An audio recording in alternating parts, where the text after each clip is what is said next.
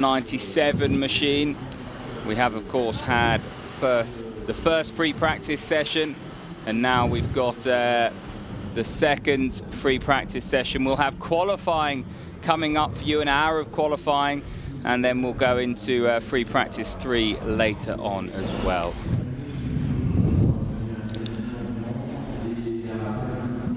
Well, it's a very different Le Mans to ones we've known in the past. This is the 88th edition. It first started in 2023. So let's hear what one of the drivers thinks it's going to be like racing in September with 3 or 4 hours more of darkness. I don't think it changes too much, other than the weather is the biggest thing, to be honest. Whether there's going to be storms during the night, which could be predicted. But honestly, I think, you know, it will for sure extend each driver by maybe 1 hour in the night. But you're so used to it anyway. I think when I have thought about it more, it's more the fact that there's not so much going on around the track in terms of the amusements, the hospitalities, the fans, which light, in a sense, the forest a bit. Now it's going to get completely dark because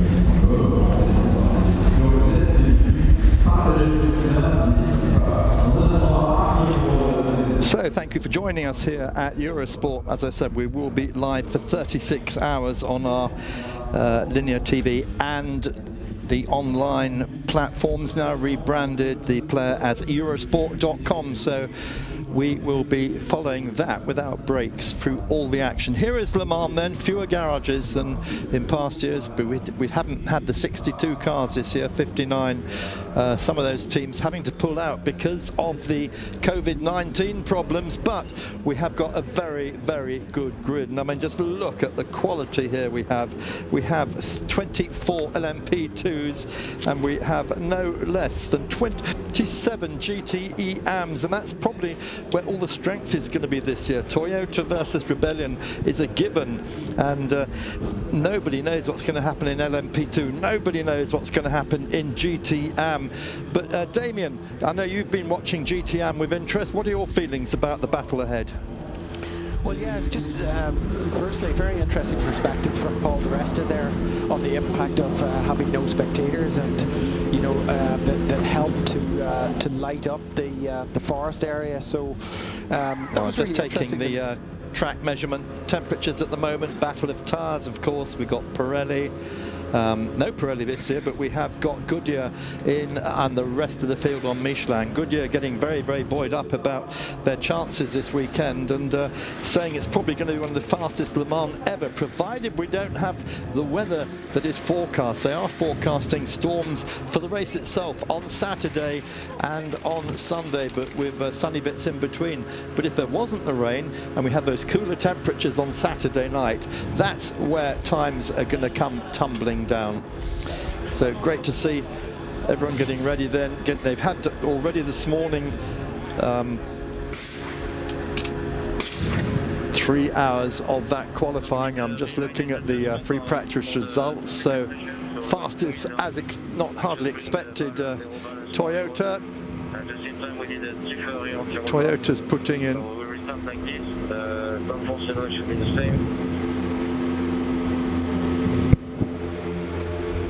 so on the number 7 car there, Mike Conway, Cam Kobayashi and Lopez on board that car. Second fastest this morning, but only just. That was just 0.03 of a second off the two, between the two times, the 8 and 7 Toyotas. Number 1 Rebellion, 1.5 seconds behind that. And then we need to go down to Aston Martin leading GTE Pro, where great battle going on there. Aston Martin, who was sandbagging perhaps a bit last year, this year way ahead of the field.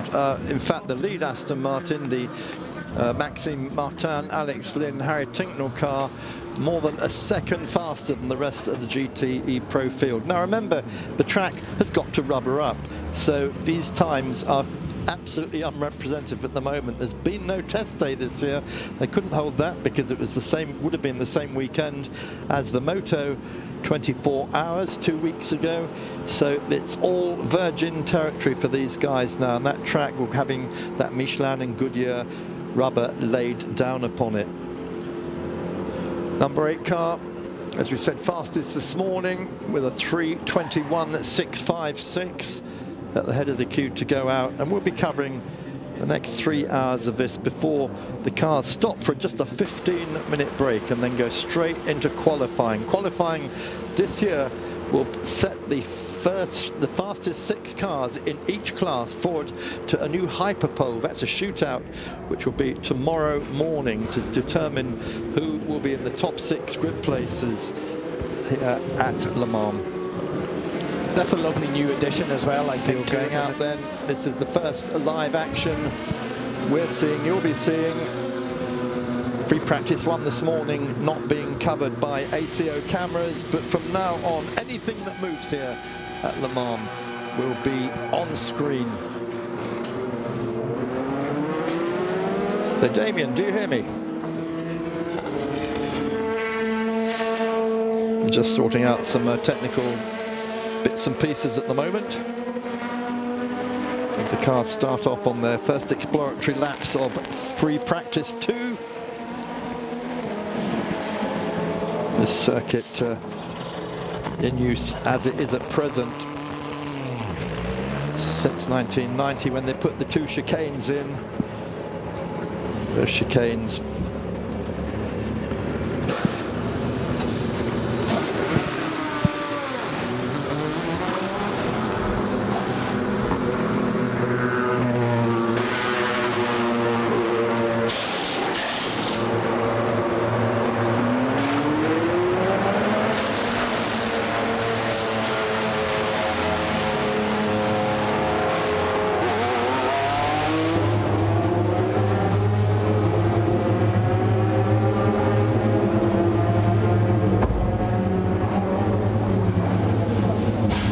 took Alpine there. They're going for the 3rd. They want to have that hat-trick of wins at Le Mans, and of course they will be moving up to LMP1 next year. A lot of new names here as well. You'll be seeing that during the course of practice and qualifying. But this 13.626 kilometer circuit with those 2 chicanes, as we said, down the Mulsanne straight. So here is high-class racing,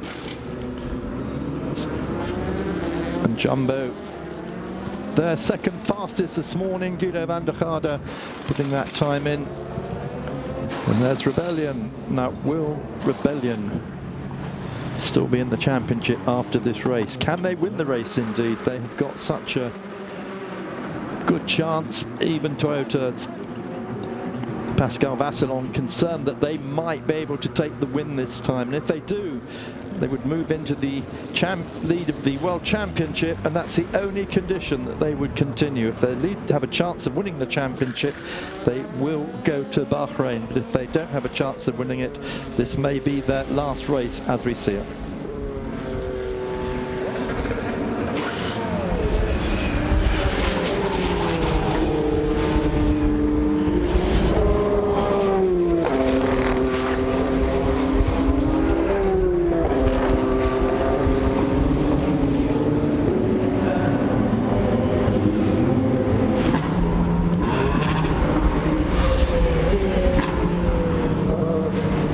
Toyota comes up to complete its first lap in free practice 2. Flashes over the line.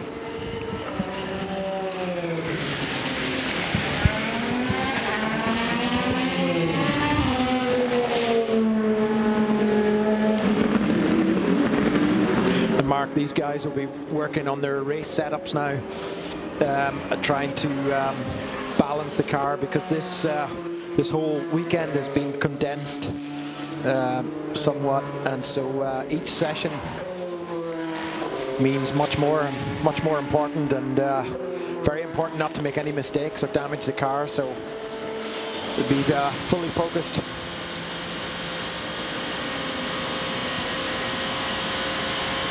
On board in the number 8, the Nakajima car, going down towards the first chicane. You can see it, a nice long braking down through the gears, picking up the apex. And there's the exit.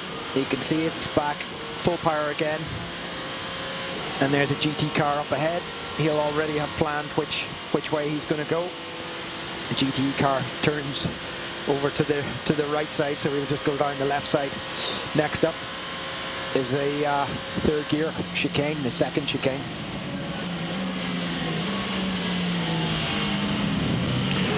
And progressively now, as the session goes on, you'll see more and more black marks, particularly through the apexes of corners as the track rubbers up.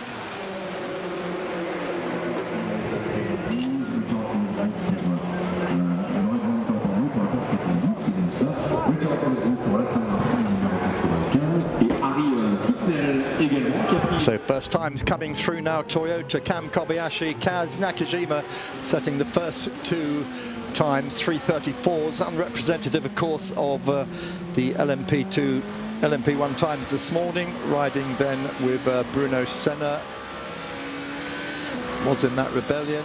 No, Bruno in fact has handed that car over to Gustavo Menez. There he is, the American driver, and the other car was in the hands of... I don't know what it is. When you have that much steering, it's impossible to use the clutch. I had a lot of throttle with both hands on the clutch pedal, but it's impossible. Copy, mate. I need something from you. Is a TC reset to 666. TC reset, please. So that's interesting. He's got a clutch problem. And there you go. That's not good, but I guess this is the time to fix it. Better having it now in practice than in the race. But you can see him struggling to get it moving out of the pits there. So that's a problem that requires some looking into. Could be a bleeding issue, but I think he said he had it was hard to press or something, so it could be something more. Yeah, thank you, Damien. That's...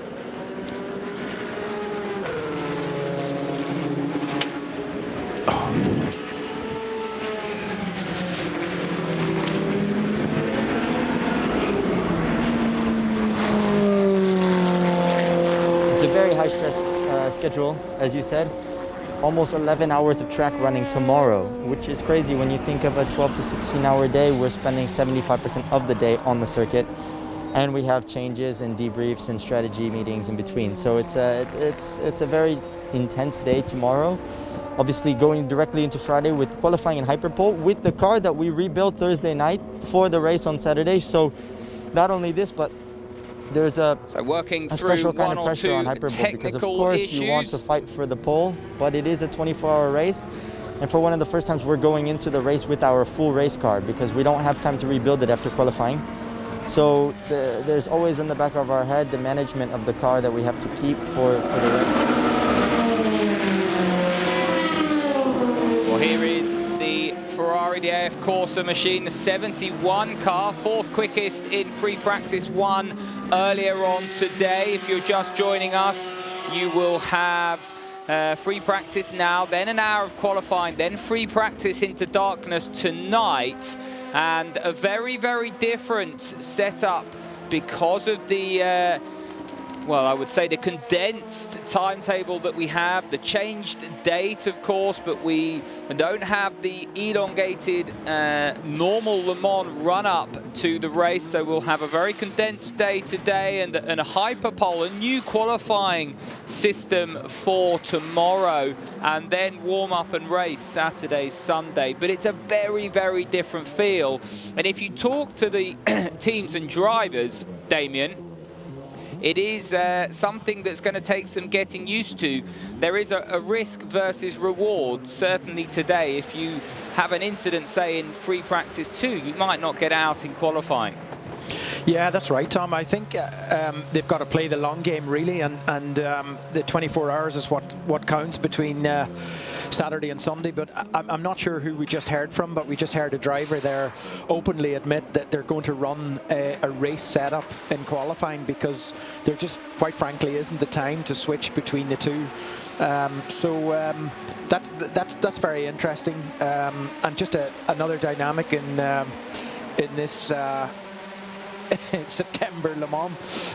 Another thing we should actually speak about is actually the longer darkness. So we have a few more hours of darkness this year, and not only does that have an impact on the drivers, but also the team, the crew, are going to have to work a longer night, if you will, because it's dark. So it's going to be, I think it's going to be more tiresome for all the crews. Well, it's never not tiring, is it? That's the challenge. One thing's winning this race, but the second challenge is the mental and physical exertion and exhaustion that the teams and drivers are put through. Very, very challenging all around.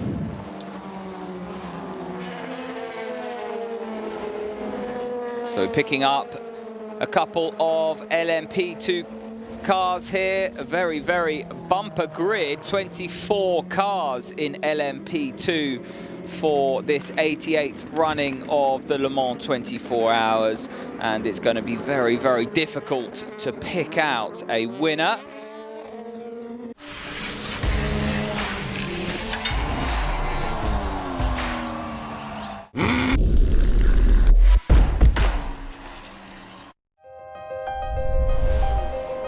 For Rolex and motorsport, and away we go! It began in 1935. Bluebird is burning up Daytona again. Championing the legendary races from Le Mans to Melbourne and the drivers who test the limits. Continuing to move motorsport ahead.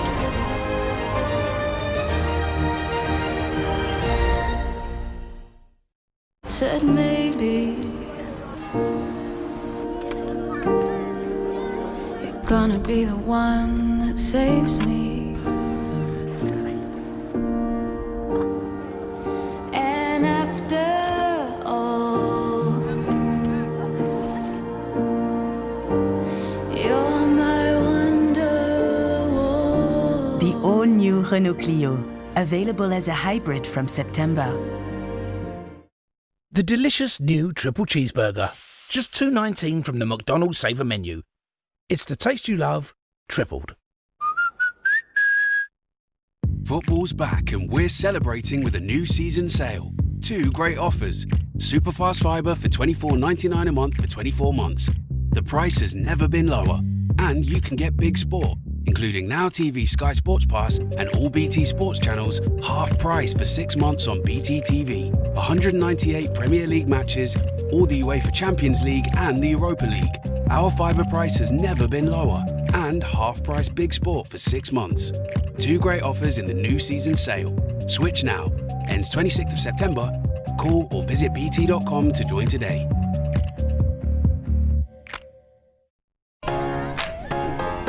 Ooh, that's a low price. Oh wow, that's a low price. This is a low price. That's a low price. That's what I said. Amazon. Low prices anytime, anywhere. It's time the word free became a little more clear. Choose a free gift with Confused.com rewards. Millions of people trust Head & Shoulders. It deeply cleans and helps fight dandruff, oil, itch and dryness. Clinically proven, up to 100% flake-free and a 100% clear mind. Proudly the UK's #1 shampoo.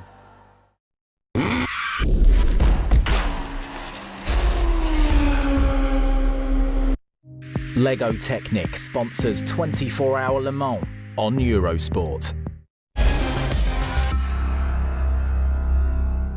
To remove slow zones.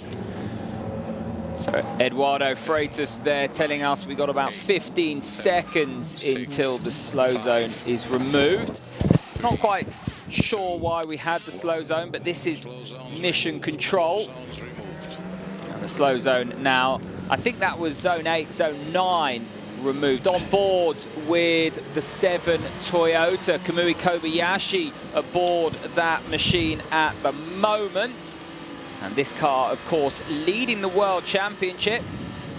And the 7 car, so often the bridesmaid, never the bride here, Damien. It's been quite challenging for the crew with the number 8 car, the sister car, always seemingly with the luck and coming out on the top step of the podium.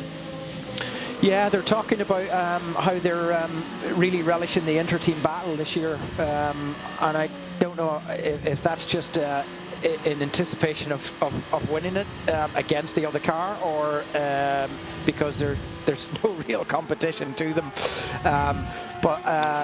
Yeah, that was, you saw there, Tom, coming out of the Ford chicane onto the pit straight, the Toyota behind the LMP2. It's got so much more power that he literally had to pull out to the other lane before he put his foot to the floor. Such is the difference in power. And these cars have 1,000 brake horsepower when they deploy their hybrid energy for a few hundred meters out of the corner until it just relies on the 500 horsepower 2.4 litre engine. But then it reaches its top speed very, very quickly on the straight, and then basically just stalls from there to the end of the straight. So we'll see that undoubtedly a lot more, where going down this big straight, for example, into the Mulsanne chicanes, you'll see where they really pass by the LMP2s very quickly out of the corner, but then they don't really pull away from there to the end of the straight. And we saw that at Spa in the last round. The Toyotas almost at peak speed by the right-hand elements of Radion, so out of Eau Rouge, the right-hand kink onto the Kemmel straight, before they peeled through that kink onto the Kemmel, where you would expect the cars to continue to build speed. The Toyota was already at terminal velocity, so to speak. So very, very trick bits of equipment. The hybrid motor, they have about 600 brake horsepower in terms of the normal motor, and then as I said 5, I think. Yeah, no, it's about 5, 6, and then it's a good couple of hundred when the hybrid kicks in, and that kicks in on the front axle. So the cars with almost all-wheel drive. Right, the Jota Sport LMP2 class car in pit lane. That's Anthony Davidson aboard that machine. As we flick back to the Toyota garage and the iconic 50th anniversary liveried Porsche, the 91 GTE, and we've got a car off there. The CCTV cameras on the circuit picking up the number 11 machine has gone straight on somewhere, and it's very difficult to work out exactly where that is, but that's Eric Maris aboard that machine, I think. Yeah, this is the American entry, Euro International, Tom. Antonio Ferrari, grandson of Enzo Ferrari. He runs that team. As you say, that's gone off. So we got the yellows have come out for real this time. That first one was a practice when they did that zone, but here we are, Porsche then, that wonderful combined livery, the red and black cars.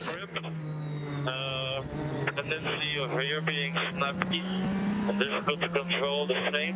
Also locking on rear, on braking still the same, which is higher overall grip. So the problems had before are much less, but they're still kind of there. So Laurens Vanthoor looking very, very comfortable in that car. And just to finish what we're saying about the Porsche livery, it's the big change, of course, of livery from last year. This one representing Porsche's first ever win, 917 with Dickie Atwood. That was back in 1970, that red and white Salzburg Porsche, and they carried it over into this black and white one as well. So Tom, great weather conditions here, but not for the weekend, it still looks.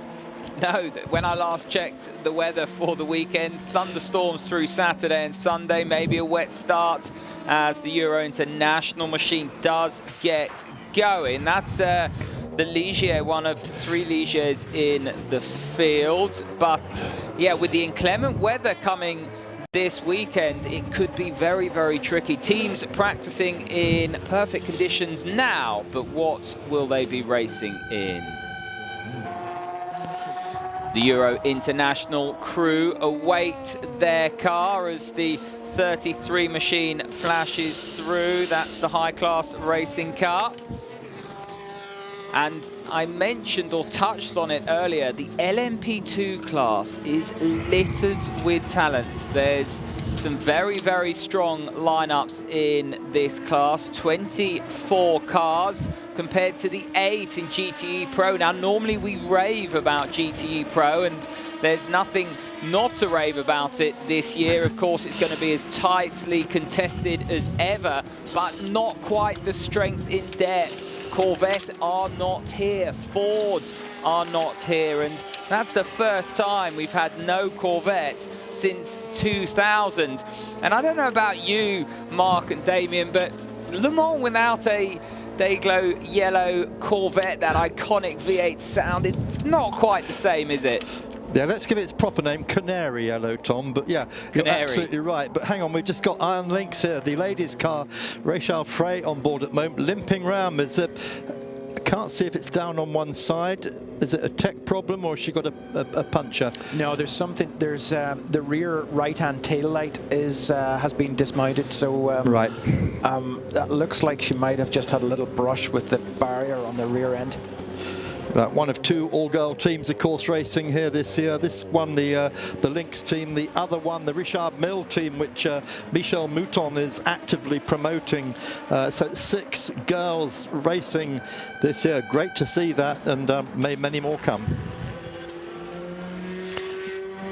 Yeah, I think that's 25. Sorry to interrupt there, Damien. It's 26. Well, the Richard Mille racing team, the 25th all-female crew, and then of course that Iron Lynx team, the 26th all-female crew to have raced at Le Mans in terms of the history books, and as Mark said, many more. And it's worth pointing also, Catherine Legg missing in that Richard Mille lineup. We hope Catherine Legg continues her recovery after her ELMS crash at Paul Ricard. Betsky Visser in that car now. They've got Sophia Flörsch in that car as well. Now, Sophia Flörsch, along with Jamie Chadwick, is a very, very quick female racer and one of the young names that could go all the way. Get well soon, Catherine Legg, and apologies to the driver of that Ferrari. That rear tail light has not been damaged. That's where the air jack plugs in. It just looked really askew, and the little grill that goes over the top of it looked like it was dislodged. But on closer inspection, looks to be fine. Now here's something we've never seen before, Harry Tincknell in Aston Martin. Harry, of course, we've forever associated with Ford and the Chip Ganassi GT program. That program, as Tom told us, no longer running. So here is Harry really getting to grips with the Aston Martin Vantage, and what a great addition he is to the team. And of course, this morning, that car so fast. And Aston Martin not sandbagging last year like we suspect they may have been last year. You know, it really is one of those things. Aston Martin deny it, others say, well, you know. But Harry's car, the 97 car, fastest in FP1 this morning. Yeah, I had the pleasure of having tea and cake with Harry the other day in Hampton Court. He lives not too far away from me. I will add, he had a very healthy fruit smoothie and no cake. I, at the tender age of 39, being well past it and stuck in a commentary box, laboured on the cake and the tea, of course. But it was great to talk to Harry. He talked with such passion and excitement about being back at Le Mans. He said when he committed to his Mazda program over in America, he said to his manager, Alain McNish, that he wanted to continue his run here at Le Mans. When Ford withdrew, obviously that became a little bit harder for him, but it's great to see him in a factory car. He had one or two other opportunities, but definitely the Aston Martin deal top of the tree. He hasn't had the running that he would have liked in that car because he, of course, like all of us, has been heavily restricted with the COVID restrictions that are in place, and so he couldn't do any of the testing at Aragon, and they decided not to do the World Endurance race at Spa with the 3 drivers. They elected to do that with the 2. So he had a shakedown at Pembrey in the rain and has now come here as the number 8 Toyota gets a little bit loose at Recordement. You cannot accuse Kazuki Nakajima of not trying there. And it's quite rare that you see the rear of the car breakaway. As Damien's told us, it's actually generates most of its power on the exit once the car's been rotated. The hybrid system kicks in on the front axle and the car sort of progresses away in a straight line. But plenty of horsepower going through that rear axle, Damien, for Kazuki to get it sideways there. Yeah, that was just entering the Ford chicane, so there'll be no hybrid deployment in that area. It would be exiting the chicane. That it would be deployed so that you can take advantage of it up the pit straight. But nice to see that, and of course, as Mark alluded to earlier, the track is rubbering in with every lap.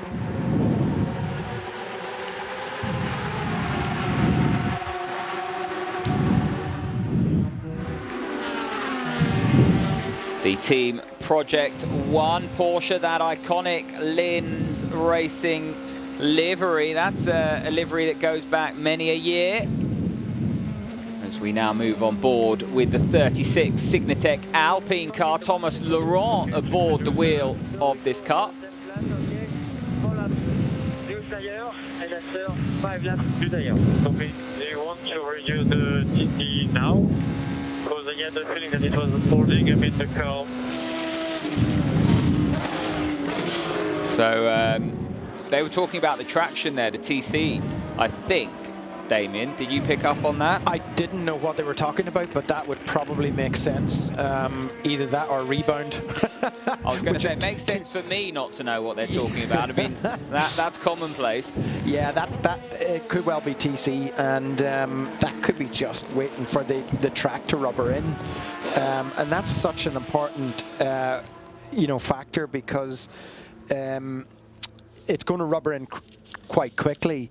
But as it does, it changes the circuit, the dynamic of the how the cars will handle, and so that's something the engineers and the drivers alike will keep an eye on, and hopefully, the track, as they say in racing driver speak, the track will come to us.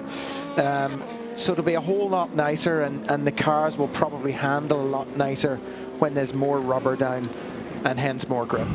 And then that rubber might just be washed away as we head into the weekend. The 31 is off, and that is a big mistake. That's slow zone 6 and 7, so that is around Indianapolis. That car has gone off somewhere around Indianapolis and Arnage, and it looks as though it's Indianapolis where it's gone off, and that's just the talking point when we said you don't want to make a mistake in this session because you're going to curtail your running going into qualifying, and if you damage the car too badly, well, you're going to lose a huge amount of time, and I think that is Julien Canal. Yeah, he's on his outlap, Tom, as well. That's the problem. Well, that's a big problem. That's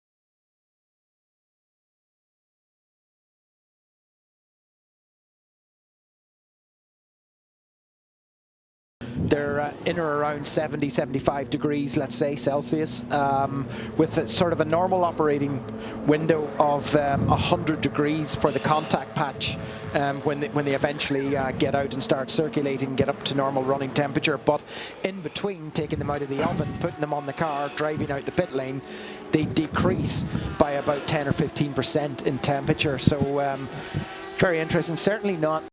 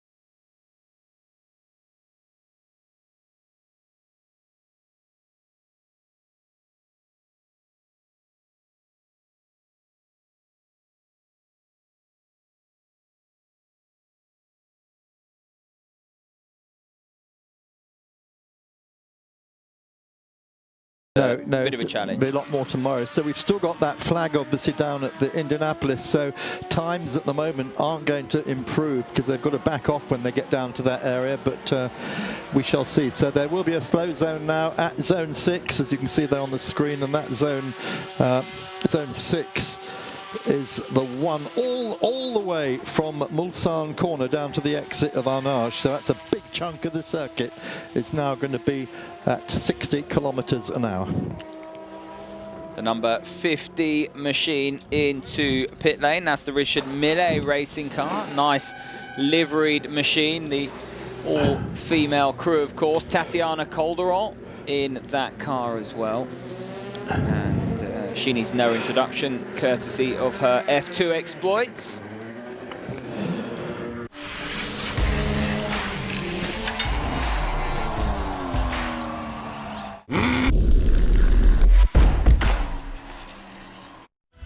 Some call it an icon, but you might call it the place where you met Mary.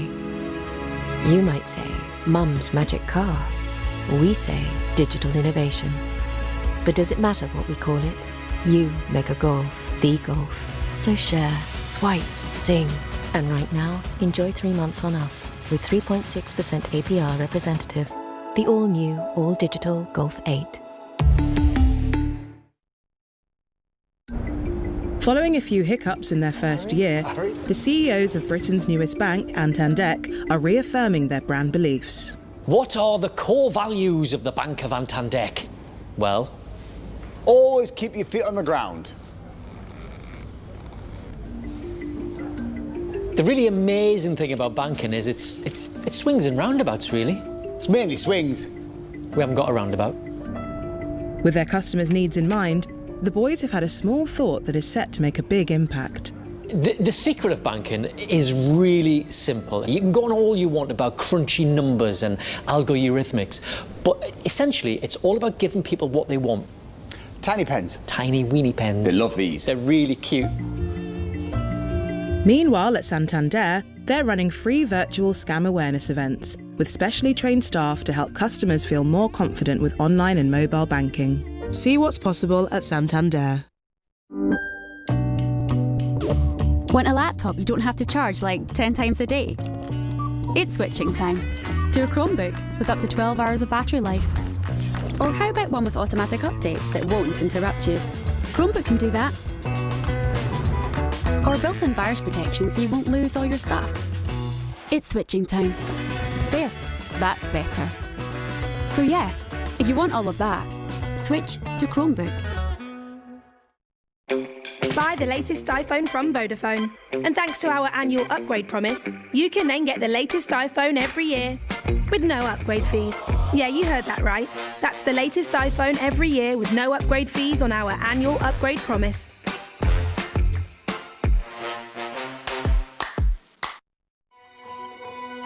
This week, we've been making easy meals from around the world. Nice! The quality of the food at Aldi is just fantastic. Tonight, we're having Italian bake. So tasty. We are having an Indian chickpea curry. Well, that was easy. It's very rainy. Classic fish and chips in the pouring rain. I did say that the weather wouldn't stop us. You could save 30% with these easy dinners if you swap to Aldi.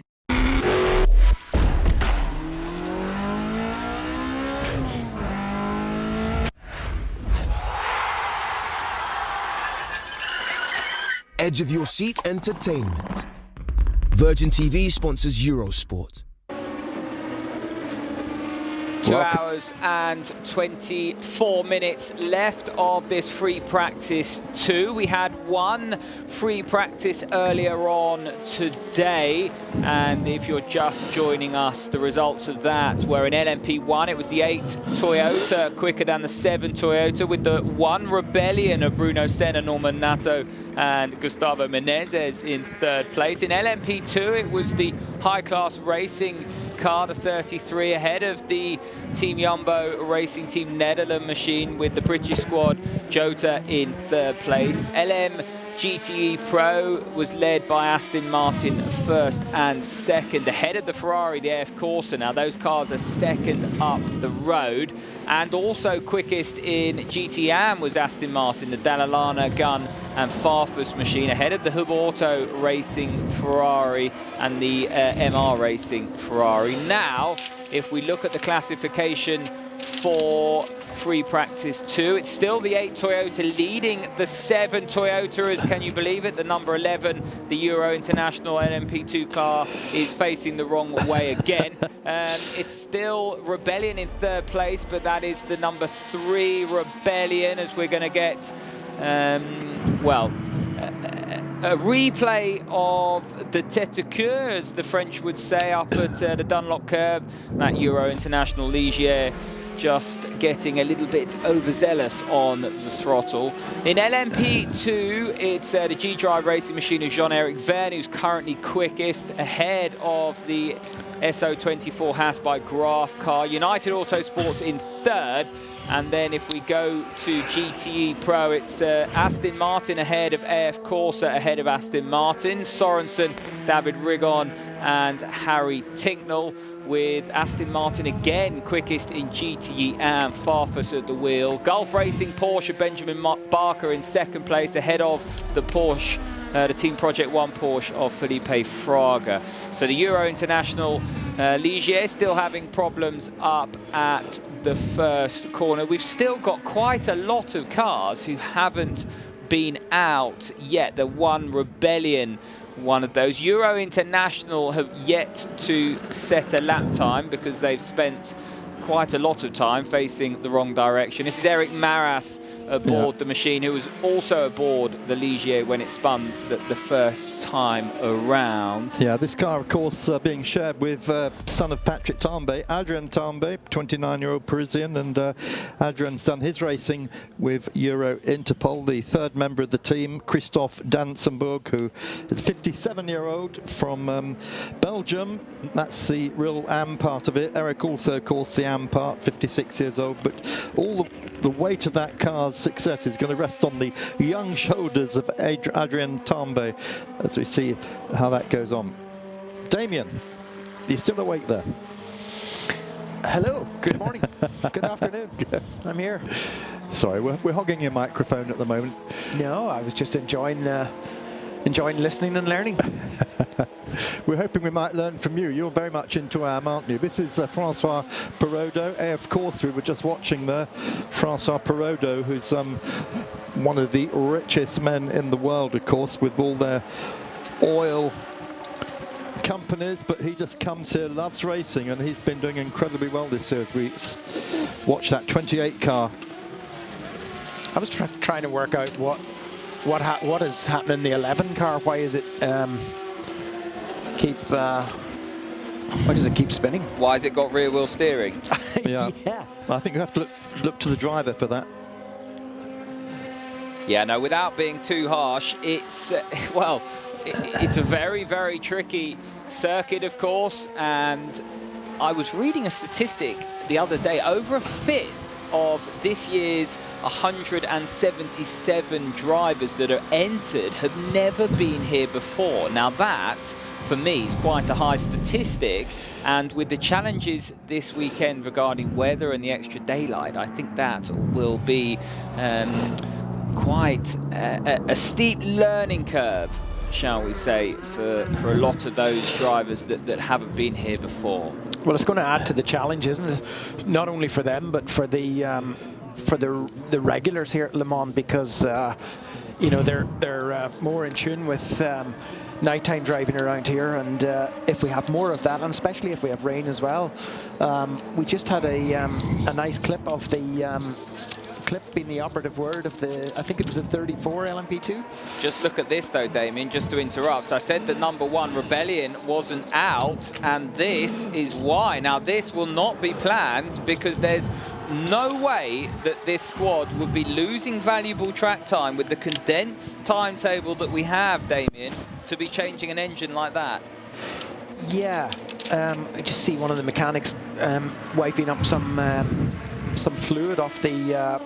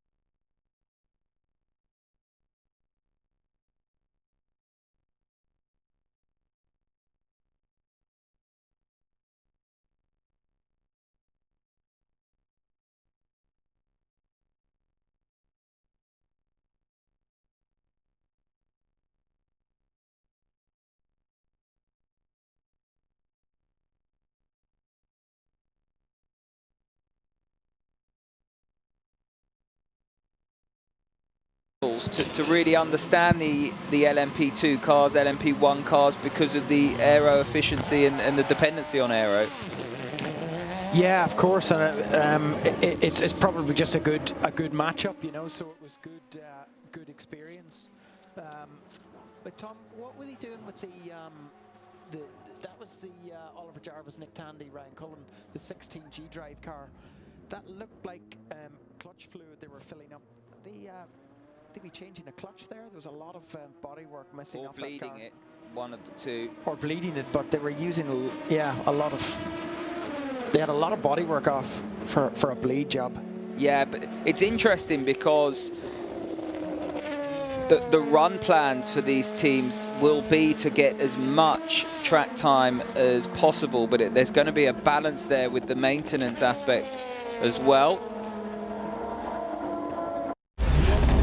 Lego Technic sponsors 24-hour Le Mans on Eurosport.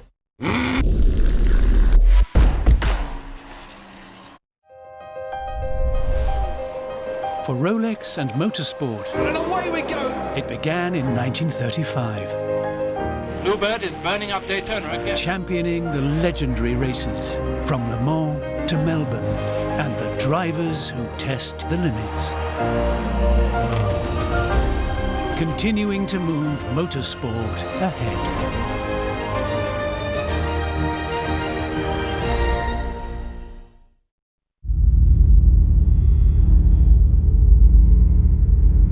This is the hybrid that drives in electric up to 50% of the time, using two sources of power and with no plugging in. Small details. For those who see a bigger picture, this is the Lexus UX self-charging hybrid. There now follows an announcement from the London Mint Office. 75 years ago, on the 8th of May 1945, a day like no other was witnessed as the news of victory reached the masses.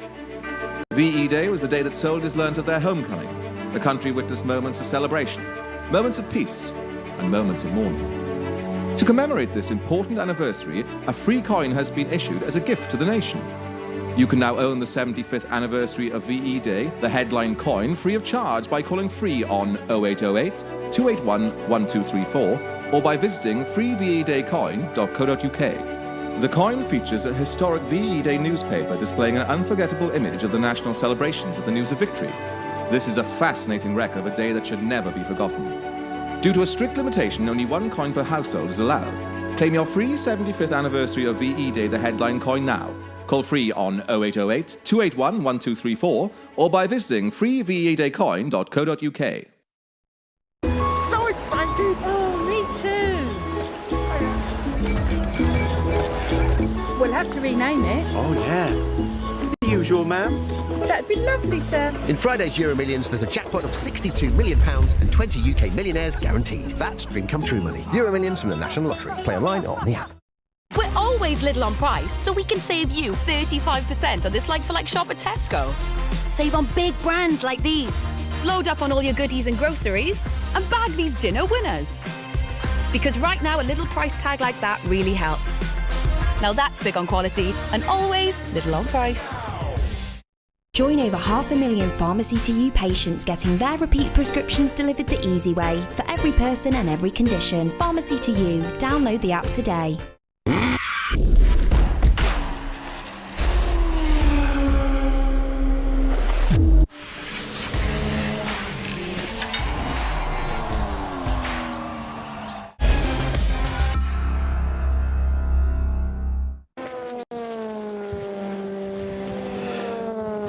Welcome back to Eurosport. We are here live with 1 hour completed almost of free practice 2. One of 4 free practice sessions over the 2 days. We've got qualifying this afternoon, followed by free practice session 3. And then tomorrow we have free practice session 4 in the morning, followed by the Hyperpole shootout, where the best 6 in each class in qualifying will go flat out on the track, running off to set the first 6 grid times in each class. And that's something we haven't seen before. Each category will line up on the grid in its own bubble, as it were. we just saw Sébastien Bourdais and Olivier Pla on screen there, both of which grew up cutting their teeth at Le Mans, as did I. I actually lived in Le Mans, and Olivier Pla was one of my teammates in Renault Campus, and we spent a lot of time jogging round the Bugatti circuit together. It's good to see Olivier Pla moving up and achieving what he's been achieving. Sébastien Bourdais was doing mega things in Formula 3 and then Formula 3000 when we were doing Renault Campus. Now, the red flag is out, so I don't know why that is at the moment. Let's try and find out for you. But red flag conditions mean everybody has to slow down and be prepared to stop. And wow, that's a big crash. That's the IDEC machine, yes. That is a large one, isn't it? That's the 28, I think. Yeah, the 28 machine of Lafarge and Paulu Chatin and Richard Bradley. Who was in that car at that moment? It was Paul Lafarge. So that is a really big accident, and we hope that Paul is okay. That's Jonathan Kennard looking on. So he's on the left-hand side of your screen because, yes, in true fashion, of course, the spotter's guide that I have got has got the wrong drivers. Right, I have Richard Bradley in it. So yeah, that was Jonathan Kennard. I'm agreeing with you, but so this is where it is. It's at the second chicane, the Michelin chicane. So you can see the marks there. He's lost it, hasn't he, on the way out of the chicane? And he can't have lost it on the. Has he lost it on the way out? Yeah, he has gone straight. If the marks are anything to go by. Yeah. Well, the barriers haven't moved, so he must have come from the right-hand side of the picture. That's so much. That's a huge amount of damage to have just with that type of spin to the inside. But yeah, I think you're absolutely right. But you look at that car and you think he's lost it at much higher speed. Now that's the right camera crew. That's the IDEC Sport team. Yeah, we got there now. We've got there. We were looking at Jonathan Kennard in the one of the other garages. So it's not Paul Lafarge, because he's actually there in the garage, yes, Tom. So we hope it's not Richard. It's made a good old indent on the barriers there, as you can see as well. He's gone in really hard for that element of the circuit, and this is a real problem for the team, because if they're, first of all, we hope the driver's okay, and we'll get confirmation of that, and then second of all, if the driver is okay, there's a lot of damage to the front aspect of that chassis, and Mark and Damien, you both know the chassis points there are quite integral, and if there is damage to the front of the chassis, then that's going to be a new tub. Yeah, fortunately, the only good news about this, of course, is Oreca is based here at Le Mans in the Techno Park, so all the bits and parts are here. But come on, chats, we got what 4 hours until qualifying, 3 hours till qualifying. So what chance have they got of getting that car fixed? Well, they won't get that fixed for qualifying. No, absolutely not. 2 IDEC cars running, remember, in this today. We got the. That's where some of the confusion, I think, got to our camera. There's number 17, which Jonathan Kennard, yes, is in with Carl Tilley and Dwight Merriman. And this is the other car, 28 car. Well, there's the standings at the end of 1 hour of running in free practice 2. And look at that Toyota time, 3:21. That compares with... well, that was a similar time to the first session, slightly quicker. It's about half a second quicker. The Toyota time of 3:21. Of course, a quick lap around here is about a 3:17. So that's how far we are off at the moment. Yeah, we did. Yeah, that's as you say, 3:21.6, the best time this morning. We've actually it's a 3:21.079, so they've knocked about half a second off this morning's time. But it goes back to what Damien was telling us about the track rubbering up. It comes to them. We've got beautiful weather conditions here, but there's a little bit of wind. You can see those flags on top of the grandstands there, Damien. How will that affect them? Well, yeah, I mean, of course, the wind direction, it makes a big difference, and it's something important, especially with the cars that have even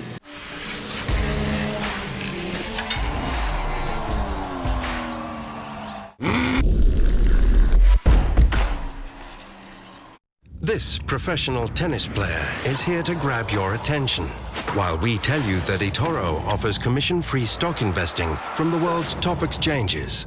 eToro. Pay attention, not commission.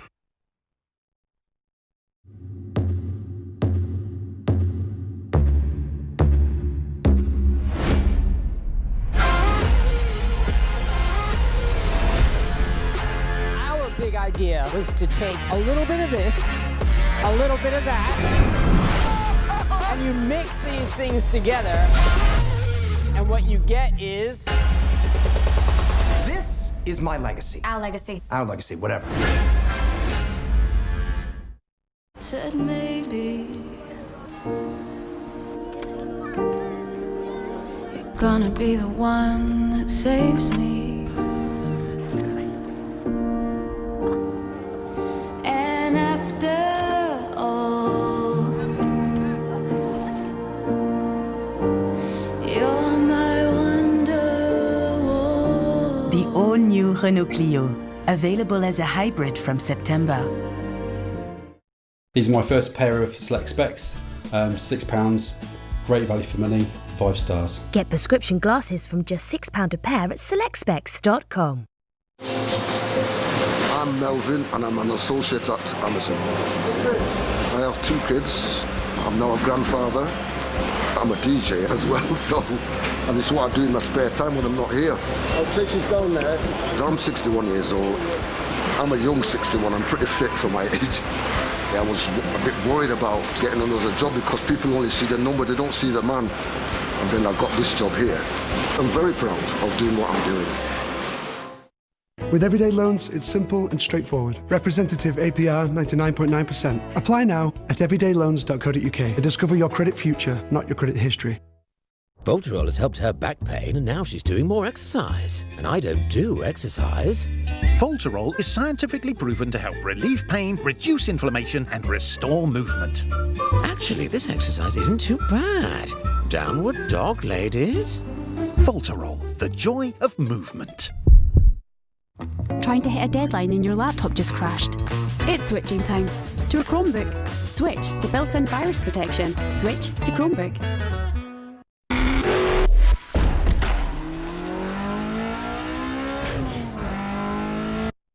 Lego Technic sponsors 24-hour Le Mans on Eurosport.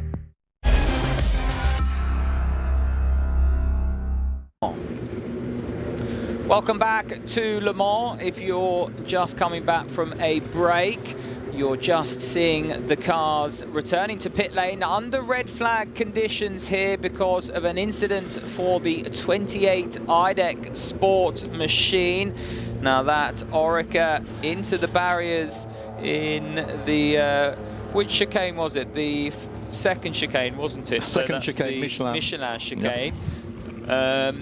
And into the barriers hard as well. So we think it's Paul Lafargue, the 56-year-old from Nevers, just down the road, who was in that car when it went off. We think he's out of the car and okay, but the car looks far from okay. But we will confirm that for you. The barriers look far from okay as well, so that is a worry when it comes to the amount of time we'll spend under red flag conditions. And of course, in these situations, you don't want to lose too much track time. And I say these situations, of course, we have such a condensed schedule. So a red flag will be an engineer's nightmare at this stage. And for the drivers that are new here, and of the 177, there are over a fifth new to Le Mans in that catchment. It's a real headache as well. Yeah, that's an unprecedented amount, isn't it, of novice drivers to this event. But yeah, it'll be interesting to see, will they have to repair that barrier, Tom? It's It has a good old dent in it. It's the post, isn't it? If it's damaged one of the fence posts that are littered along that Armco, that's the challenge. The Armco itself is fairly resilient. It's sort of, you can bend it back unless it's been punctured, but it's actually the posts that go into the ground. If they're broken, then they'll be compromised, and so you've got to extricate that post from out of the ground and put a new one in, which is a timely process.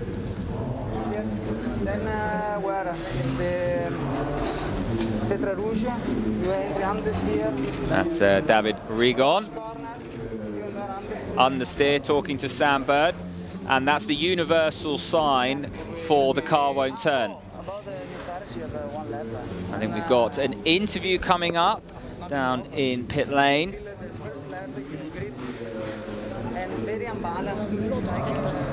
problem is that we will have 4 sessions following each other with very short interruption between them. It means we will have nearly no time to analyze, no time to update a strategy, to do big changes on the car. So we will have to go through the day with a minimum number of problems. If we have a problem, we will lose a lot of track time.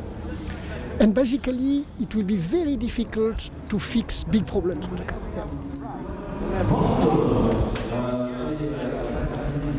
So very, very difficult to fix the problems there.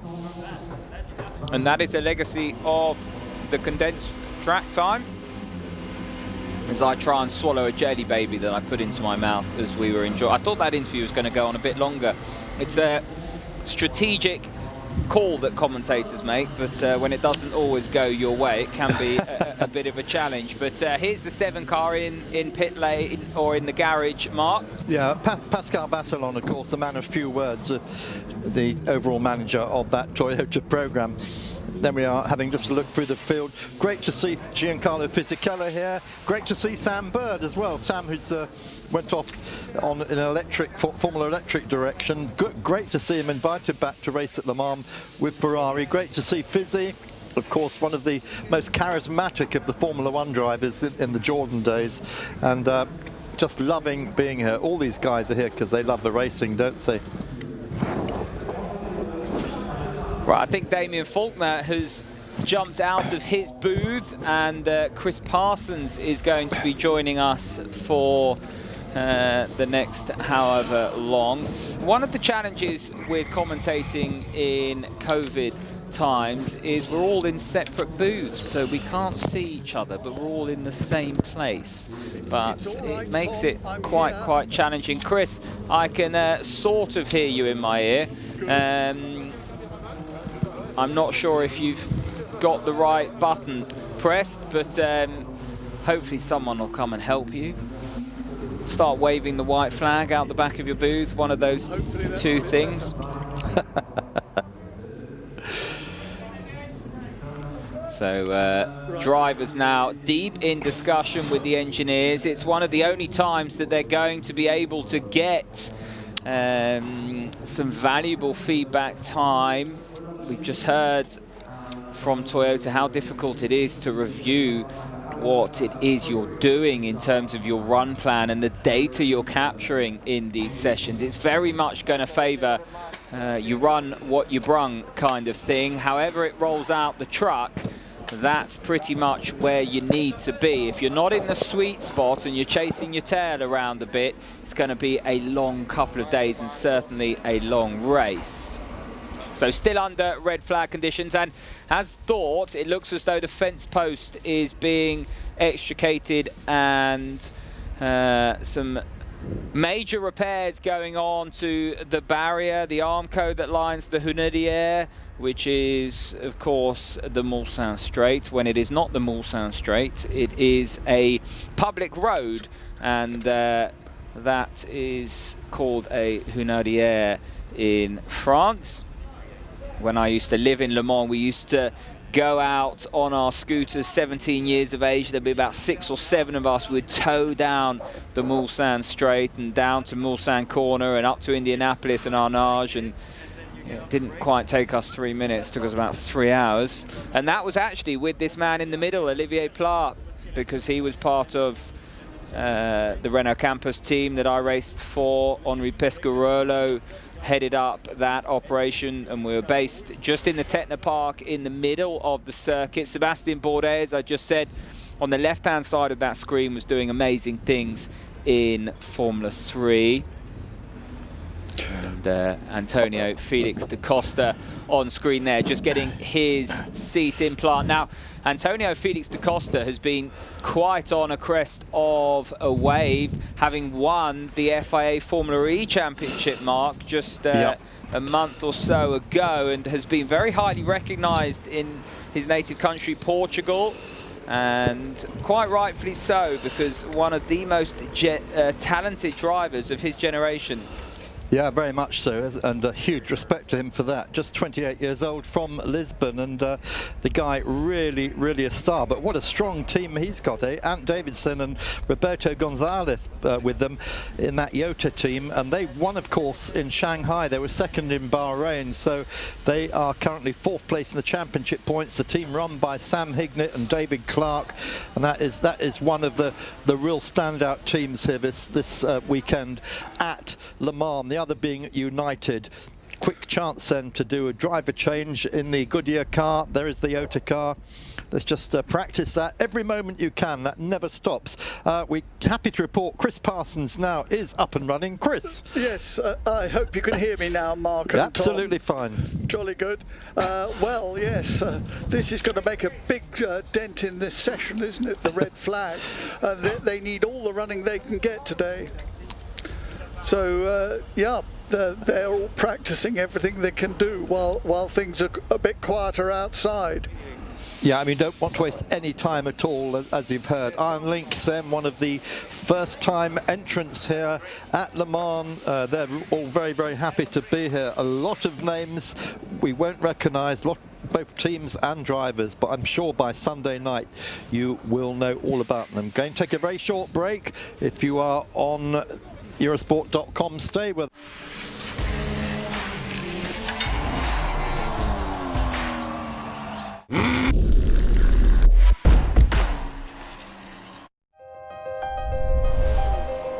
For Rolex and motorsport, And away we go! it began in 1935, Bluebird is burning up Daytona again. championing the legendary races from Le Mans to Melbourne, and the drivers who test the limits. Continuing to move motorsport ahead.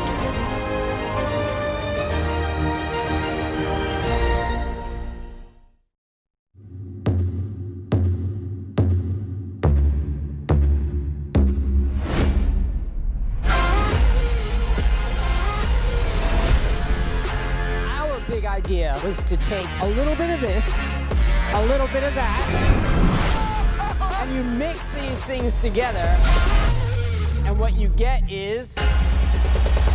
This is my legacy. Our legacy. Our legacy, whatever.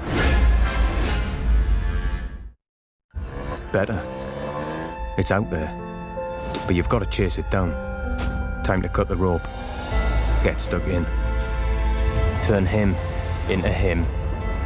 Learning things my teachers couldn't teach. Reaching heights I never thought I'd reach. I'm part of a crew now. Never alone. From nowhere to everywhere. I left a small town and turned it around. I was born in Blythe, but I was made in the Royal Navy. What is Simon up to?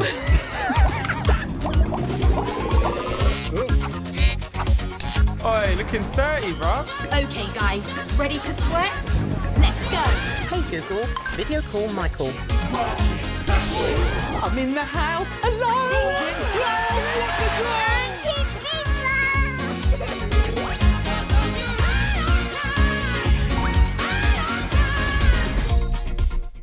Catch them, Sergey! Oh, they don't seem very tired, Mr. Alexander. There'll be no playtime tomorrow! No TV, no treats. Oh, There'll be no big beetle butt! And as he gave a big yawn, all the other beetles yawned too. Help get your little pups to sleep with the limited edition Sleepy Oleg toy. Only with a qualifying purchase that compares the market. Beetle bed. Day, night, day, night. What is is this sorcery? A machine that can turn day into night? Madness. Whiskers, feed their curiosity. Whiskers Pure Delight, voted Cat Food Product of the Year.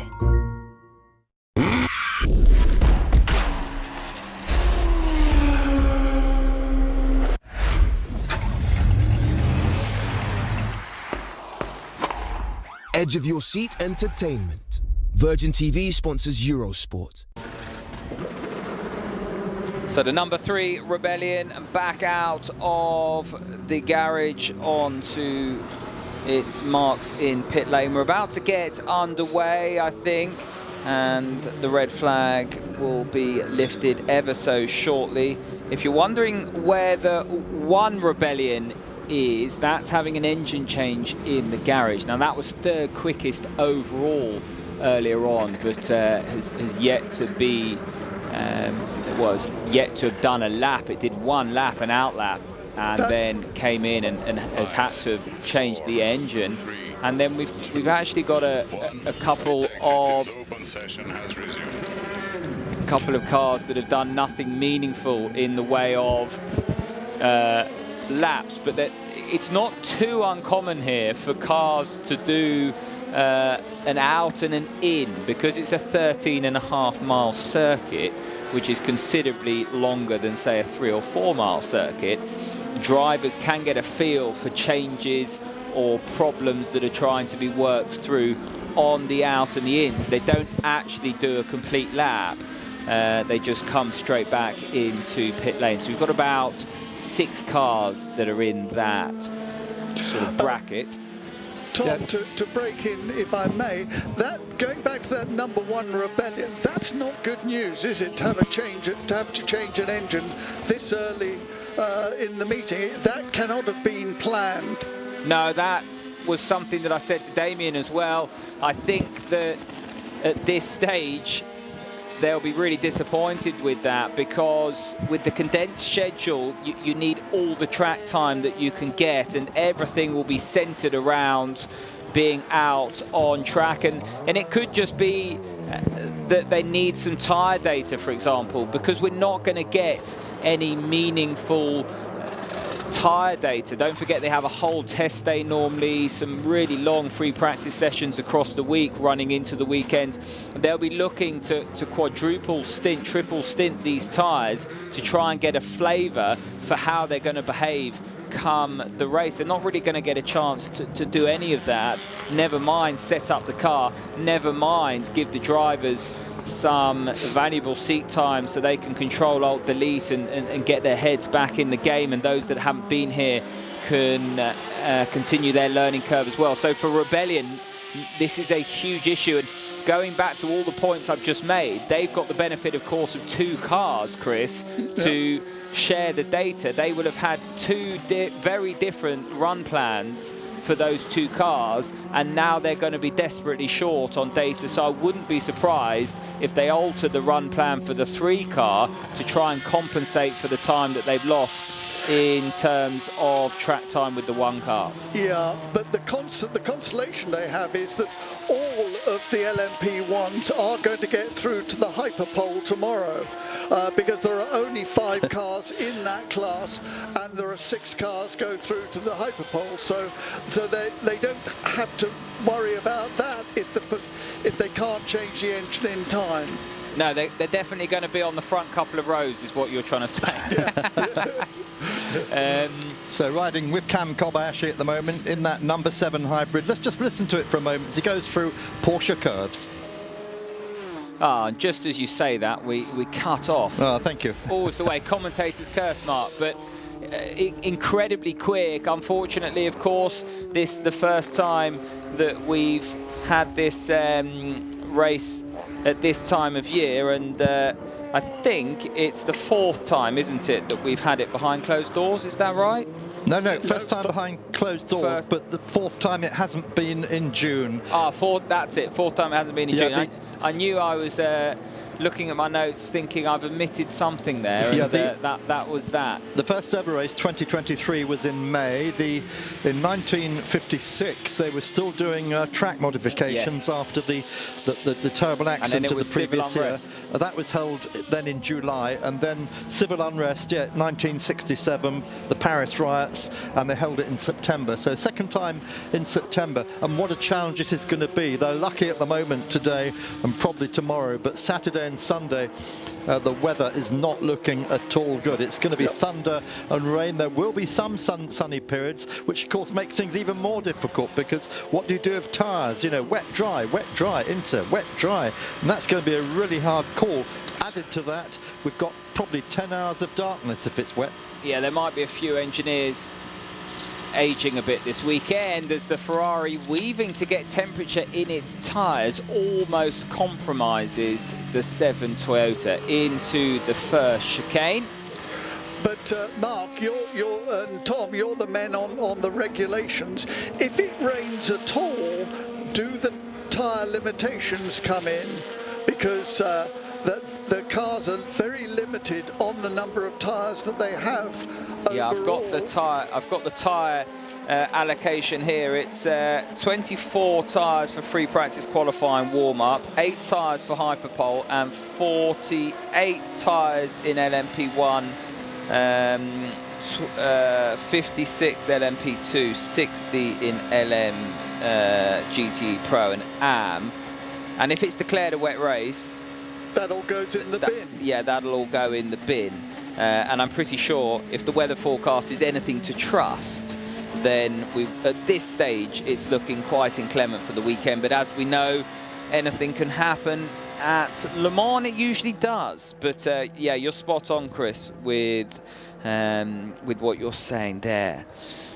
Now the Toyota engineers looking on. I wonder if they're back up to full strength, because certainly at Spa they weren't up to full strength because of the travel restrictions between Japan and Europe, and of course the difficulty in terms of the length of quarantine for the Japanese engineers to be on site. So they actually did have a problem, if you remember watching on at Spa, and they didn't have the engineering staff on the pit wall to actually fully inform the drivers as to what was going on. It took them a bit longer. They were compromised because of that, and I wonder if they're back up to full strength here at Le Mans. I haven't heard anything about that yet. Isn't it great to see this car back? Last time we saw this, it was absolutely destroyed at Spa when Thomas Laurent went off at Blanchimont.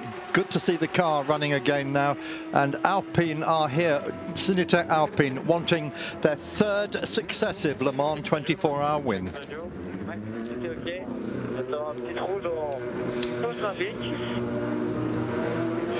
So Thomas Laurent takes that car that he crashed at Spa out into free practice 2. We've got 98 minutes left, and Laurent, who is got a lot to make up for that accident. It was, by his own admission, you know, a move which he brought him together with Fritz van Aert, who was blameless in it. They went either side of a GT car, and Laurent finished up almost rolling that beautiful Cinetec Alpine. The car, though, is repaired, as you can see. Philippe Sino of Cinetec says they're very, very confident they can do well this year. And, of course, Tom, next year, an MP1 for them. Yes, they bought the Rebellions because, of course, Rebellion are to cease to be after this season, and they bought the LMP1 Rebellion, so that chassis, the Rebellion R13, is going to be raced under a Signatec Alpine guise. Now, the Signatec Alpine operation is quite an interesting one. It does sort of date quite a long way back, but either way, a famous name in Formula One now as they take over the Renault banner, and of course they're looking at hypercar regulations as we speak regarding their move to the top class. I would think that, well, we're hearing tomorrow about the Peugeot involvement in the WEC, which should start in 2022, and presumably Alpine and Peugeot will want to be very strong for the centenary race in 2023. Because it was interesting that the regulations a couple of months ago were mooted to maybe being put back to 2023, but with Peugeot announcing their involvement in 2022, I think there's going to be a bit more stability, but we still wait on what is going to happen when we come to that discussion, that famous discussion with how do you marry Daytona and IMSA with the World Championship regulations. How long have you got, Chris? Mark and I have got 4 hours from 2 o'clock in the morning on Sunday morning until 6, or is it 1 till 5, Mark? And we will be discussing the regulations, where sports car racing is going, hydrogen cars, anything we want. But I'm afraid Mark and I go back a little bit further than you, Tom. But we sit there and we have great fun discussing the past and the future of sports car racing. Yeah, but what I will say now is that IMSA and WEC never will they ever meet. I don't think it'll ever happen. They're coming from totally different directions. It's two different philosophies. Yeah. So that's my say on it. But I'm very happy for you all to join us in the small hours of Saturday morning and join in our discussion. Thank you. Yeah, never say never. And talking about joining in the discussion, if you're on Twitter, wherever you are in the world, you can get in touch at Tom Gaymor, TomGaymor. I'm not sure if Mark's got his open, but it's Mark Cole Comms, and then Chris is C Parsons 1947, which that's the date of your 21st birthday, wasn't it, Chris? That's a giveaway, Tom. Not my 21st, no. Yeah, exactly. Oh dear, I'm only playing. But I enjoyed talking to you earlier about when you first went to Le Mans, 1964 was that? 64, yeah. My parents used to come in the 50s, and they saw the D-Type Jaguars win, and they brought me to Le Mans in 64, and I saw Jochen Rindt and Maston Gregory win in a Ferrari 250 LM. They didn't think they were going to get beyond the first hour, so they pushed it very hard so they could go home and have a good evening, and they won it. Brilliant. I love that story. That was what you were telling me off air. But back to Twitter, you can get in touch at Tom Gaymor, at Mark Cole Comms, at Chris Parsons 1947. Give us all a follow. Andy Duff has asked where we are. We're not in our dining room, unfortunately. The days of remote commentary are long gone. That was months ago, Andy. We're at the Discovery now, Mark Aldridge, what a weekend we have in prospect. 24 hours of Le Mans, and on Saturday it's my birthday. Well, happy birthday, Mark, and nice to hear from you. So do get in touch on Twitter at Tom Gaymor, at Mark Cole Comms, at Chris Parsons. We'd love to hear from you wherever you are in the world. Tell us where you are and what time it is and what you're up to, and of course whatever it is you want in terms of questions answered. It's always nice to have you joining us throughout our coverage here. We've got 1 hour and 32 minutes still to go of this free practice session. If you're just joining us, we'll go straight into qualifying with a small break in between this and the qualifying session. And then we'll have a free practice session that will take us into the wee hours, or right up until midnight local time. Then we'll be back to do it all again tomorrow, but this time it's going to be hyperpole as the Yota machine, that is the Yota machine, the 38, getting it screwed up. Now, Antonio Felix da Costa was getting in that car. I will check to see who's in it now. It's Roberto Gonzalez. So Roberto Gonzalez getting in the car and promptly and doing a good job to keep it out of the barriers there, because we have seen some big accidents at Tetra Rouge in the last couple of years. So that was good stuff. Riding of Thomas Laurent in the Alpine now, and Thomas getting his confidence back after what has got to be the biggest accident we've had for a couple of years in the WEC, but happy the team repaired, long unhurt. One marshal had to be taken to hospital, who apparently had an unrelated medical episode as a result of the accident. I think probably a massive heart attack, which gave it to us as well. But I was watching you, Mark, and I nearly had an unrelated medical attack as well. So anyway, all is well that ends well now, and that car going really, really quickly. Thomas Laurent's got a lot to prove this weekend, Tom. That's why he's pushing very, very hard already. Yeah, it's always a difficult one as a driver. You feel that you've let everyone down and the world is upon your shoulders when you have an incident like that. People tend not to look at it as seriously as you do, but when you are the individual at fault, you really do want to sort of get that blotted copybook righted, so to speak, and he'll want to go well here. This is, of course, the big one, and that Signatech Alpine car was, well, you know, a car that we would think had a great chance of doing something in the championship, but has now dropped a little bit out of contention. But with double points here, and anything happening to any of their rivals could pop back up. But I think that was the major blow, is the bigger picture, the championship that they're going for, as well as, of course, crikey, who's going to have to pay for this? Yeah, their best this year has been a second at Silverstone, the opening race of this this split season. So there is the WEC competition car.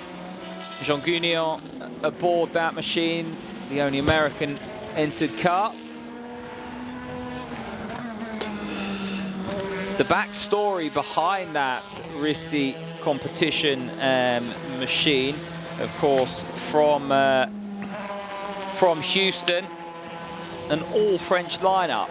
So French crew, and they've had to work hard to get here from America with all of the travel restrictions from America into France. They've really worked magic, WEC, getting here, because for the other American car, the WeatherTech entered machine, that is predominantly now made up of AF Corsa mechanics because of the challenges that they've had. So the WeatherTech car, although it's here with you know, with a handful of Americans, so to speak, it's actually being run by AF Corsa mechanics, who are based here in Europe, of course. The Richard Millet car into turn one. It's the number 50 machine. Where are they at the moment on our timing screens? They are in 22nd place. Sophia aboard that car at the moment, and I think another red car appears on our screen. That's the TF Sport machine. Jonathan Adam aboard that machine. Now, Jonathan Adam needs no introducing after his heroic exploits with Aston Martin here at Le Mans in the past. Now, looking at Twitter, Ash Dawson's got in touch. Really excited for this weekend. I'll be watching at my parents' house in York. Beautiful part of the world. My better half is from WEC, so that is, of course, Yorkshire. Excuse the accent. Nikki Kress sat in my office enjoying your coverage. First time in 25 years I've not made the annual pilgrimage. Oh, what a shame. I've got the missus staying with her sister, so you've got full Le Mans coverage, so well arranged. Elliot, hi Tom, excited for this weekend. We'll be following Le Mans with my dad, who is 250 miles away, on a 24-hour Zoom session. We're going to try and do the whole thing. Well, it'd be great to have you with it, and I think your handle's Wakefield Vikings, so you'll appreciate my shaky wakey impression there. And Craig Woolard's got in touch. Le Mans one screen, work stuff on the other, feet up and a nice mug of tea. Oh, it sounds like Mark Cole.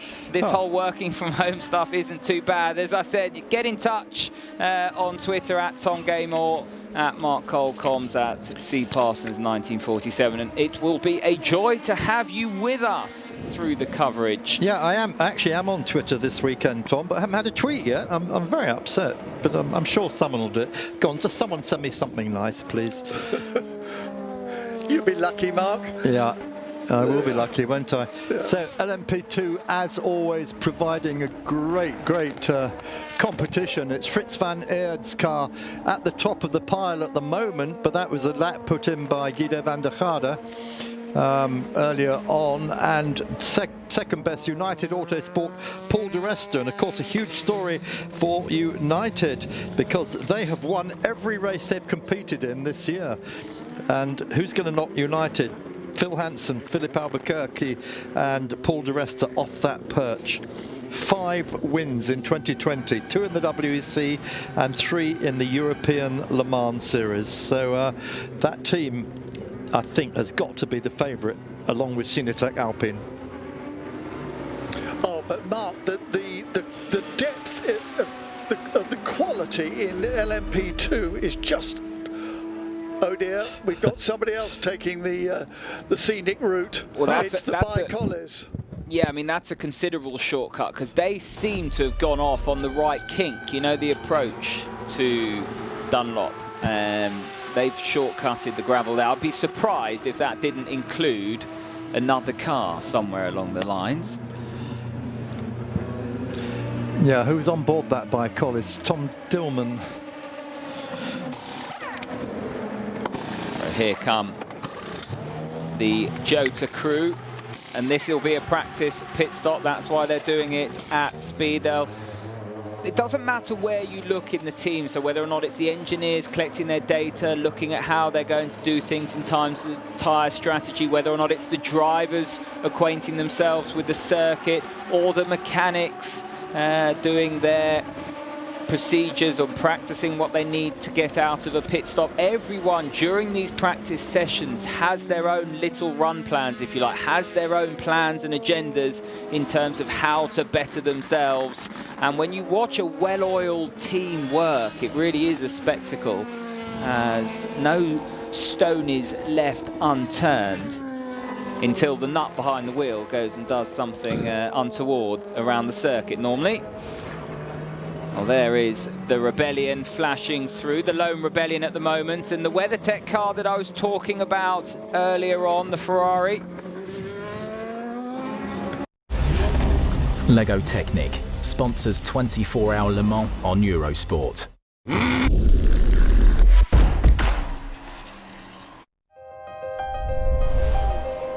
For Rolex and motorsport, And away we go! it began in 1935. Bluebird is burning up Daytona again. Championing the legendary races from Le Mans to Melbourne, and the drivers who test the limits.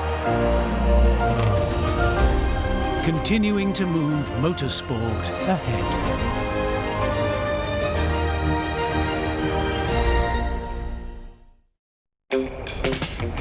Across the UK, we're connecting families to the entertainment they love.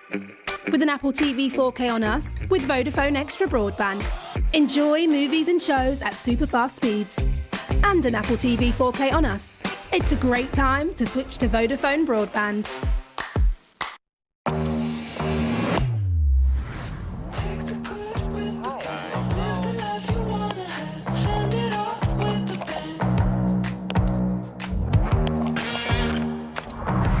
Looking really good.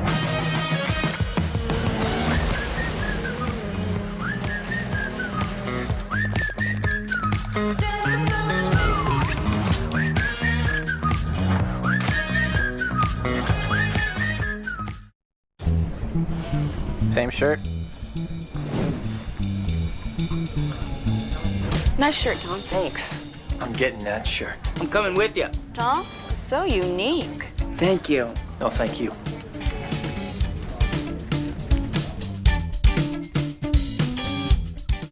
The delicious new triple cheeseburger.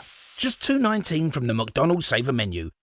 It's the taste you love, tripled.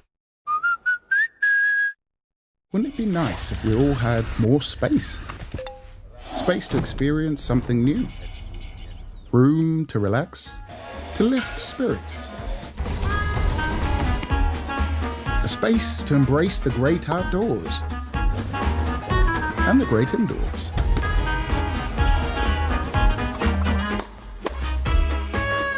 Space to take some time out together.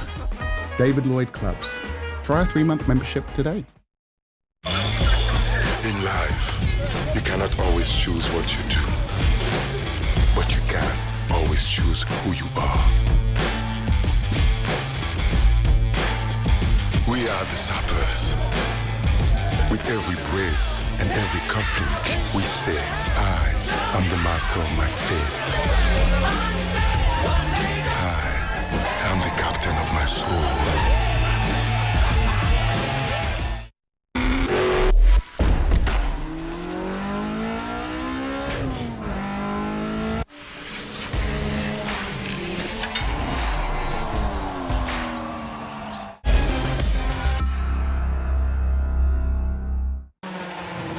Well, the 28 IDEC Sport machine has made its way back to pit lane. Mark Cole was umming and ahhing as to whether or not they get it back. They have, and as you can see, actually the damage not too bad.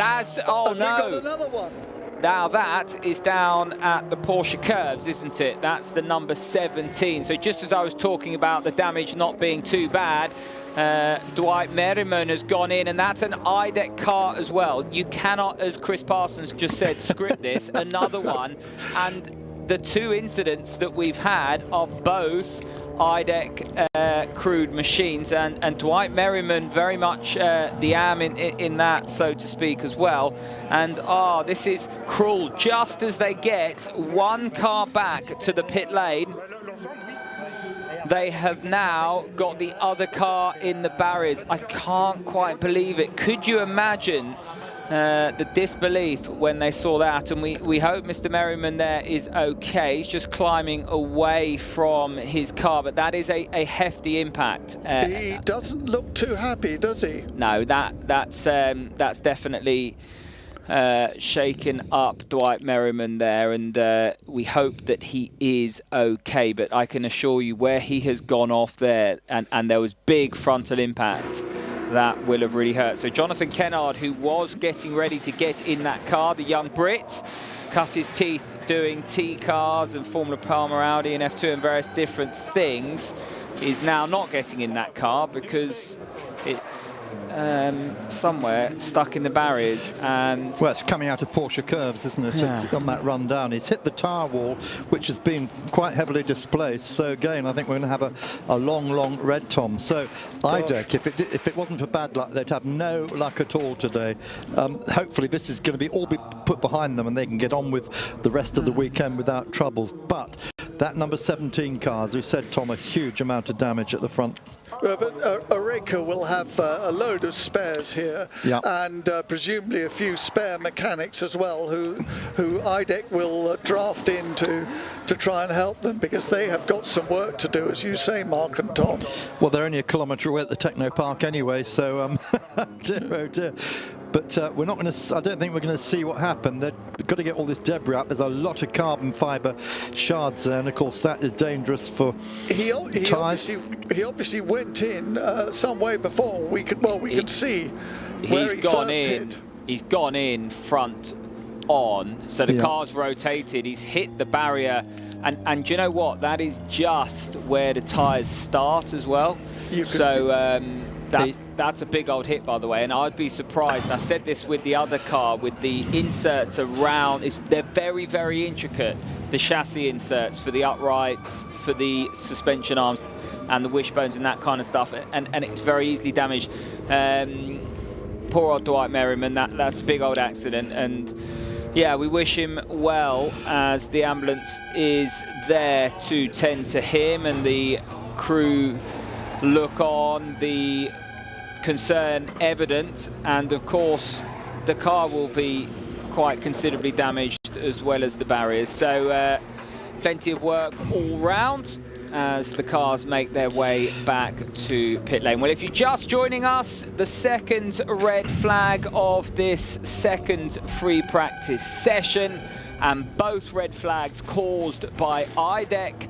run Oricas, the LMP2 class cars off in the barriers, and the real blow for the team. Well, as we wait information, the red flags wave, we can turn back to Twitter. Thanks for everybody that's got in touch. Chris Smith says, another Yorkshire viewer here. You sounded like Jane McDonald with that accent. Well, that was just the look I was going for. And then Dave 360 GMF, well, he's got pictures here of his garden that he's set up like Le Mans. It's absolutely fabulous. He's got more memorabilia in this garden, Mark, than you've got at your house, so that is something to be proud of. Annie Lambert's got in touch. Can you give a shout out and ask if anyone else is having a few issues with a tablet or mobile phone? I will. Annie's watching it on her PC. Diane Bird, well, we've seen Sam Bird on the box talking to his teammate, and I had a good chat with Sam earlier on last week, who's currently living down in Ringwood, so from Surrey originally, but down in the New Forest at the moment. Very nice part of the world. And he was looking forward to being back in the Ferrari. Now, he had to drop out of that AF Corsa seat full time because of the WEC and Formula E calendar debacle that caused multiple concerns and issues for various different drivers. Now Sam back at AF Corsa, but only for the longer races, and very much looking to get his feet back under the table. But Miguel Molina in there at the moment. Well, Diane Berg, good to hear from you. And Kendi Carr, Chris has been in touch. Sean Randall as well, recovering from knee surgery at home. We wish you well. Kevin Barry's watching us, and well, the list goes on. Hannah Louise, this is my first year watching the Mans so far. I'm loving it. Definitely converting to endurance racing. Paul Healy's watching from Bradford. Well, I can't do a Bradford accent. I've already done my Shirky Weirky, and I'm constrained to that. So lots of Yorkshire folk watching. So wherever you're watching around the world, please do get in touch on Twitter at Tom Game or at Mark Cole, comms at C Parsons 1947. We're under red flag conditions, and I think, Mark, a good opportunity to go through the classification. Yeah, let's do that. I'll just say hi to Di Bird, by the way. Di and I go back a long way when we used to be filming Sam in Formula 3, so great to see him here again, Di. Hope you're keeping well and safe. So, Sebastian Buemi, top of the pile from Cam Kobayashi at the moment, Toyota 1-2, and they've got that time down below the 320s. It's a 3:19.719 for Sebastian, which is 1.3 seconds quicker than his teammate Rebellion. They are lagging almost 3.5 seconds behind, but I'm sure we got more to come from then, especially when that second Rebellion car gets its new engine fitted. In fourth place overall, Racing Team Nederland, that time done earlier in the LMP2 leading car, which was done by Guido van der Garde or Nick de Vries. We're not sure which one at the moment, but Paul de Resta knocking on their door. So too, third in LMP2 is Roman Rusinov in the G Drive. And looking down to Pro GTs, Jimmy Bruni at the moment in that 91 car, which Laurens van Toor put fastest earlier on. He is still ahead of Aston Martin's Alexander Lynn. Sorry, Jimmy Bruni in the other Porsche, I'm sorry, because Laurens van Toor is in third place in the other one.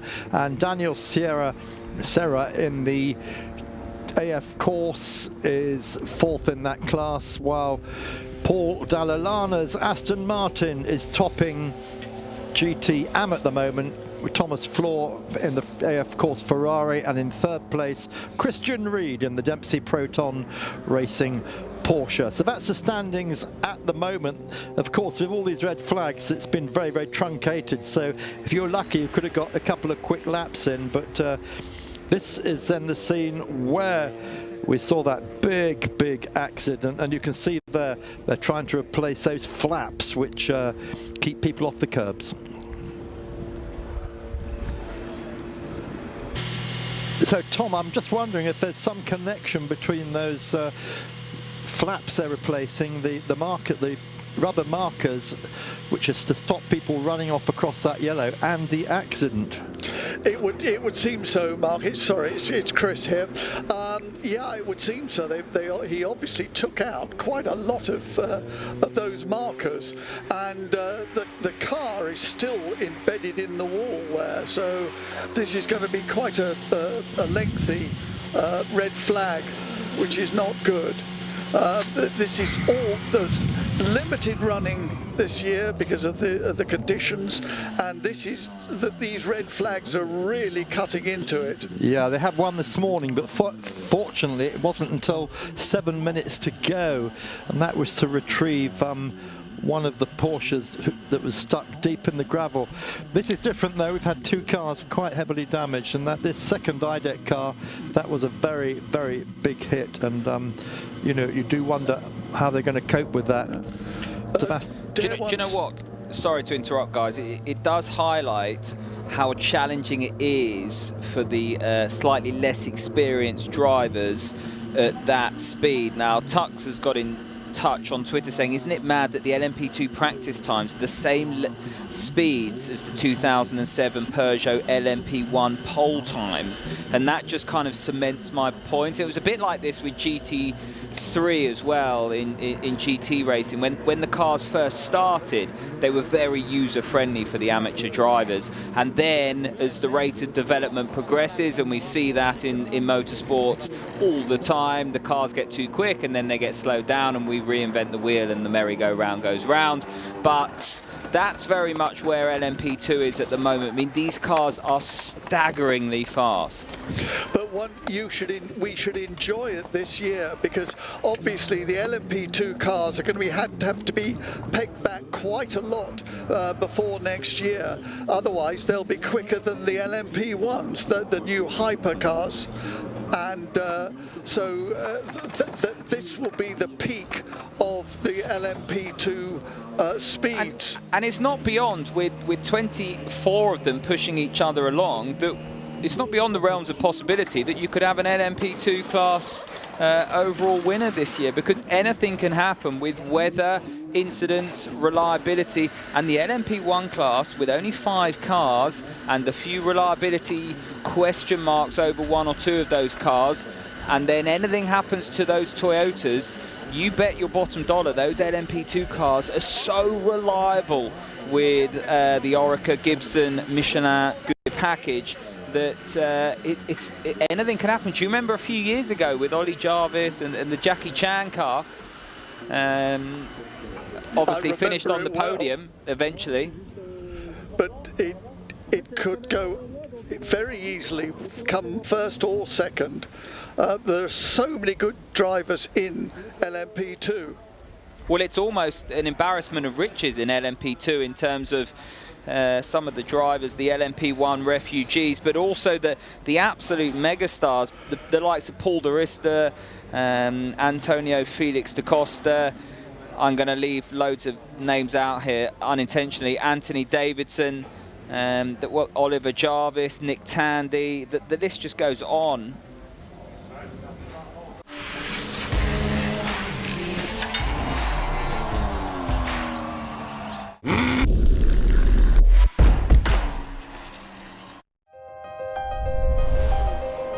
For Rolex and motorsport, And away we go!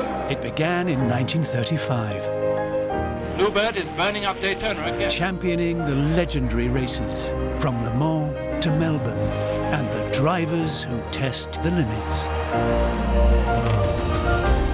Continuing to move motorsport ahead.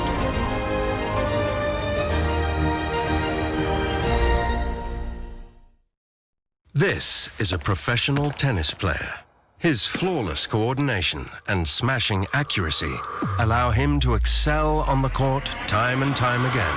But today, he's here to grab your attention as eToro invites you to get serious about investing. Discover the advantages of investing in stocks from the world's top exchanges without paying commission. eToro. Pay attention, not commission. Said maybe you're gonna be the one that saves me.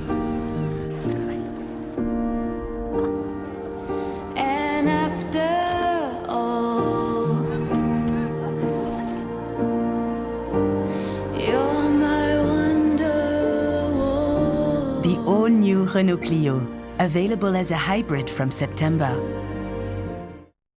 At WeBuyAnyCar.com, you could find out how much your car's worth in under 60 seconds. Enter your reg number now at WeBuyAnyCar.com.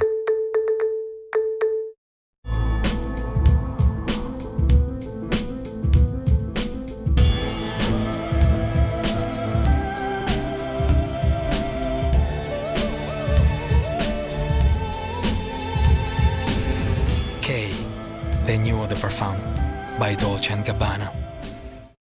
You struggled with credit in the past, then you've come to the right place. Everyday Loans. Representative APR 99.9%. Apply now at everydayloans.co.uk. The new house we're moving to will have a much bigger garden than this, Joe. It's even got a pergola. Terry, what's a pergola? It's a small South American mammal, mate. Right. And the lovely people at Dead Happy sorted out my life insurance to cover the bigger mortgage and updated my death wish. What's a death wish? Well, if I pop my clogs, there is the thought. The mortgage gets paid off and Terry will sing at my funeral. He's got the voice of an angel. A hell's angel. So what would you sing at Michelle's funeral, Tell? Freedom by George Michael, probably. Dead Happy. Really easy life insurance. It's time the word free became a little more clear. Choose a free gift with Confused.com rewards.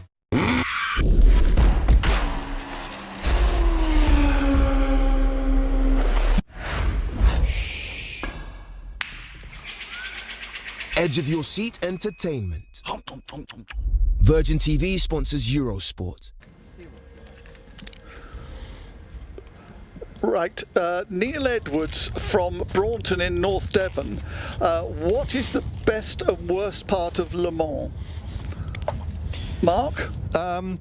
Best part is being at Le Mans, taking in all the magic atmosphere and seeing 300,000 spectators here, almost 70,000 of whom are British, and every time you drive around the streets in Le Mans you bump into the Brits in their amazing cars. That's the very, very best bit. The worst bit, I think, is probably about 2 o'clock in the morning when you're tired, you're hungry, you start to see the fog rolling in and you think, what am I doing here? Yeah, the bacon sandwiches are always something that kind of wake you up as the sun rises. That's always a nice exit from feeling a bit like death overnight. But I've got many fond memories, as I say, from when I lived here racing as a young 17-year-old with peroxide blonde hair. Went down like a treat. But we used to get on our scooters and try and get our way down to the Mulsanne. Behind the Technopark, you can try and get through all the forestry there down to the Mulsanne, and obviously you've got the people that patrol the barriers down there.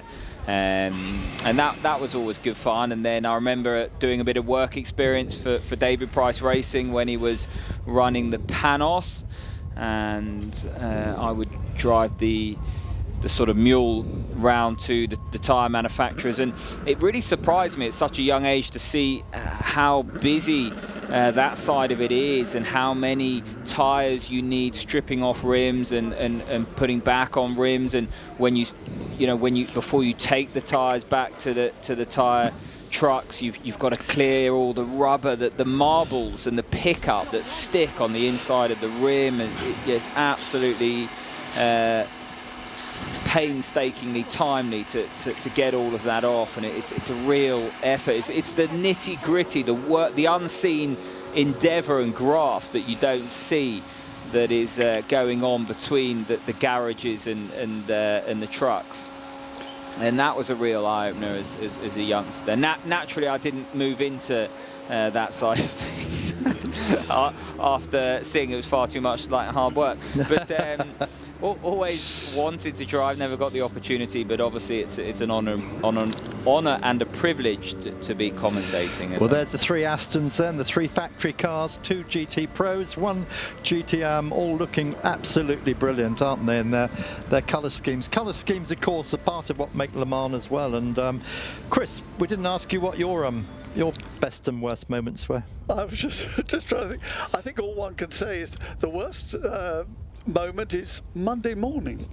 going home. You know, the drive home. Yeah, people are still in good fettle, but you're feeling tired, as Tom was saying. You know, you're feeling tired, and it's all over for another year. But there we are. We can look forward to next June. So the first time, of course, this race, sorry to interrupt the mark, run behind the closed doors, and this is a prime example of what this would be littered with marquees here behind this. That whole tarmac area is filled with hospitality suites, and also the fun fair that's down at that element of the circuit. It's so strange to see through. You can see right away through to the airport, actually, can't you? Yeah, I mean, let's hear it for the Automobile Club de l'Ouest and for the City of Le Mans and for the Departement de la Sarthe, because they've gone ahead with it without the crowds. They knew they're going to take a hit this year. They've hopefully been able to bank quite a bit over the last few years, but this would be a huge setback for any sporting event, and the fact that they've gone ahead with it, I mean, they've earned the undying admiration, I think, of everyone in the motorsport community. So thank you, France, for putting this event on this weekend. Absolutely, we all echo that in abundance. There's the 17 IDEC racing car, or the IDEC Sport machine. Dwight Merriman, the driver who was behind the wheel of that car that's gone off. There is the crew that have done the patch-up work down at the Porsche curves, and with an hour to go, the circuit is going to open in about 6 minutes time. So again, that is valuable track time lost. And don't forget, we've got 1 hour now left between what the teams and drivers have now banked data-wise, performance-wise, and the start of qualifying. Qualifying is all important, especially if you're in GTE, AM, and LMP2, because of course the top 6 only go through to Hyperpole tomorrow. Not so important in LMP1 and of course GTE Pro, but imperative when it comes to GTE AM and LMP2 that you get in and amongst those top 6 spots. One other consequence of these 2 accidents, we have to see all the drivers have to qualify at night. Now those 2 IDEC cars, it's unlikely that they're going to get out this evening, and so there's going to be a lot of drivers walking to see the stewards to ask for their indulgence to start the race. Well, they'll have to get out. That's the long and the short of it, and that's the big conundrum, because out of the 177 drivers, over a fifth have never been here, and there's just no way that the stewards will allow drivers that haven't been here to run. It just won't happen. And if they haven't been out at night. Well, that's what I mean. It just won't happen. And so, you know, Dwight Merriman, for example, 56 years of age, from New York. I think it's his first time here, isn't it? It is. In fact, all 3 drivers in that car, yeah. So that car, for example, no, has Jonathan Kennard been here? I'm pretty sure he's been here, hasn't he? Not sure. But IDEC may, well, at this moment be thinking, well, there's no point carrying on with this because they're not going to qualify tonight. So we'll find out. I'm going to leave you guys, and you're going to get Damien Faulkner back for the next hour, so I shall see you soon. How the other half live, hey Mark. You know, some of us will be here for the mainstay, but it'll be me, Tom Gaymore, Chris Parsons and Damien Faulkner taking you through the final hour.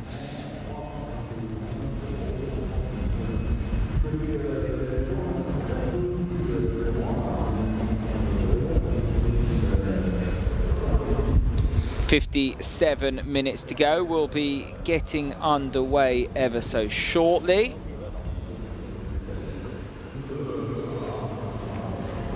Yeah, I think this session, when we were talking beforehand, we said that this session will probably, this part of the last hour will be fairly quiet, but I don't think it will be, Tom, because they're going to, everyone's behind in their schedule.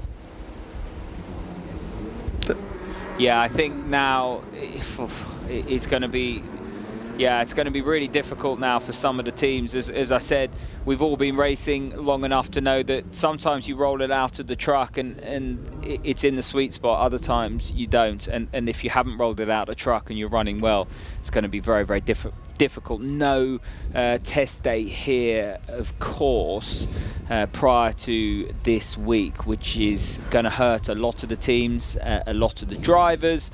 And, you know, for the likes of Porsche and GTE Pro, they've never actually been here with this new 911 RSR 19 machine. So it'll be interesting to see how they're getting on. That car, universally known to be quite user-friendly, and it is, of course, an amalgamation of what's gone on, but nevertheless, still a challenge. Right, let's go through the classification. In LMP1, it is Toyota Rebellion, a 3:19 for the lead Toyota of Sebastian Buemi. The number 7 car 1.3 seconds behind the 3:21.0.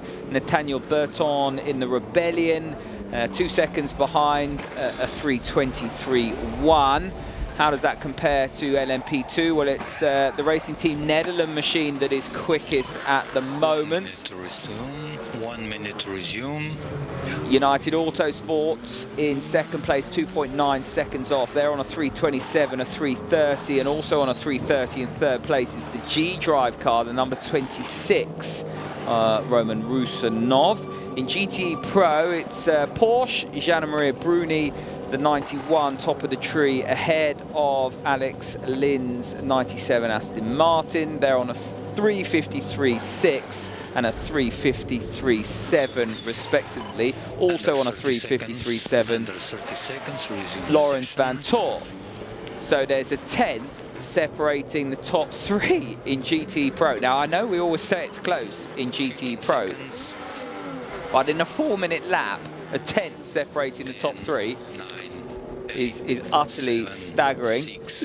Yeah, the class is small class, but wow, they are close. Well, pit lane open, green flag waves here at Le Mans. We're back underway, and I'll just touch on GT Am. It's Aston Martin, top of that tree, Paul Dall'Anna in that machine at the moment, 3:55.1. Then it's the Ferrari, the AF Corsa machine, the 54, Thomas Fleur aboard that machine, half a second back, and then a further half a second back, about a second off the quickest time, is the Dempsey Proton Racing 77 Porsche of Christian Reed.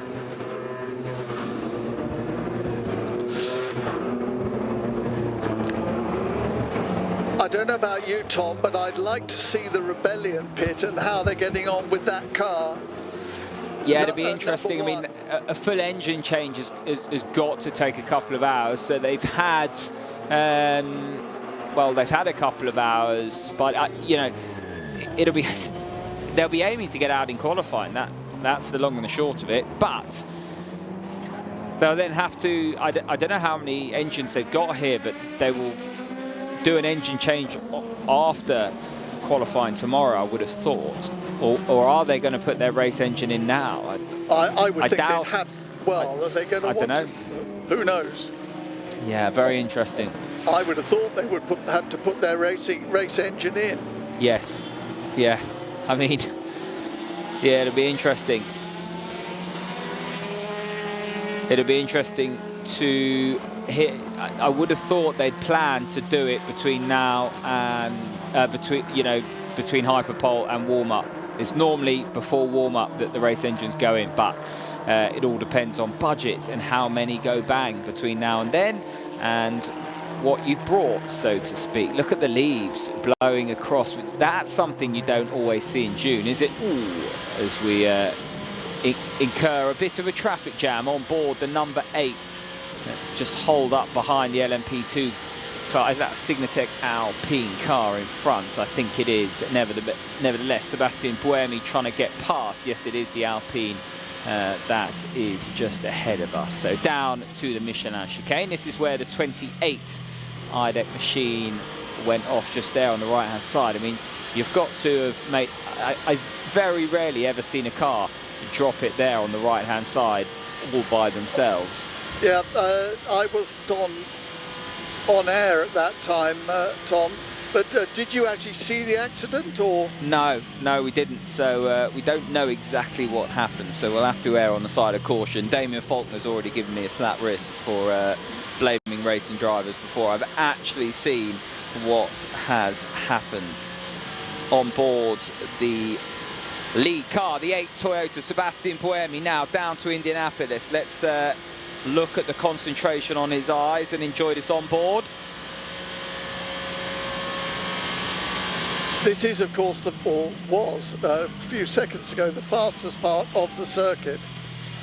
People think it's the Mulsanne Straight, but actually it's the dash between Mulsanne and Indianapolis. And you know, as well, you do know, but for those of you that don't know, it's incredibly narrow there, and with the trees the way it is and the crown of the road, it feels a lot quicker than it actually is. It's already remarkably quick. The sensation of speed there is bordering on frightening. Well, and then when you add the night time where there's just no street light, no nothing, it is so dark there, it's very, very, very difficult for the drivers at the speeds they're carrying. And also, it's also known as the Mercedes takeoff zone. Yes. As Webber and Dumbrek will attest to. Yes, yeah, or try and forget, one of the two. Guys, it's I'm back, by the way. Welcome back, Damien. Got my gear plugged in. Those two kinks as well, by the way, on that run to Indianapolis are particularly treacherous and challenging for the GT drivers. So they're the slower guys, because the prototypes coming up behind, the closing speeds are very high, and it's very unnerving turning into those two kinks. I mean, they're easily flat out, but it's committing to them, particularly at night time when they're just not sure of where exactly the prototype is behind them. All they can see is the bright flashing lights, so a particularly challenging part of the circuit. And we had that huge accident there in the night, as you were saying, Damien, with one of the Audis a few years ago. A very big accident where he tripped up over I can't remember whether it was a GT car or an LMP2, but it was almost an aircraft crash. His name escapes me. That's right. There was no footage, I don't think, of the, or certainly it was too dark to ascertain exactly what happened, but it was the coming together of cars, all right. Rocky, wasn't it? Yeah, Rockenfeller, Mike Rockenfeller. Yeah. Humongous, yeah, it was like an airplane crash. Well, so often is the way in that element of the circuit, and obviously we hope we don't get a repeat of any of those incidents this weekend. Down to Arnage, not Arnage, Mulsanne, get that right. That was where Anthony Davidson had his big accident, and I think he fractured a vertebrae or two, didn't he, in the Toyota? It almost barrel rolled, didn't it? Yes. It did. And he tripped over a Ferrari, wasn't it? A GT Ferrari. Yes. And that's when you tend to see the speed differential, when cars start to lose control. Staggeringly quick through that right kink, use all the camber here, and then that curve is one of those innocuous curves that's very difficult to get off, Damien, isn't it, once you're on it? Yeah, it's got those sort of, you know, what do you call them, crocodile teeth? Yeah, it almost sucks you into the gravel. It does, exactly, and of course you lose a little bit of traction as well, but they're nicely cambered up, so it's something that you know, it's got to be used, but you've got to be used carefully. But the entry to the Porsche curves is lovely as well, particularly difficult at night as well, because it's very dark until the street lights. And this is of course the second right-hander of the Porsche curves as it just cuts away, but this is a very tricky part as well, because the prototypes normally can go around the outside of that second right-hand part of the Porsche curves, but some of them are just don't get the length of judge the length of their car properly, and they can nip the front of the GT car there, trying to just get back to the right-hand side to open up the final left-hander. Just to interrupt you, Damien, Will Stevens just going quickest, second quickest in the 37 Jackie Chan DC racing machine, a second off the pace. Lego Technic sponsors 24-hour Le Mans on Eurosport.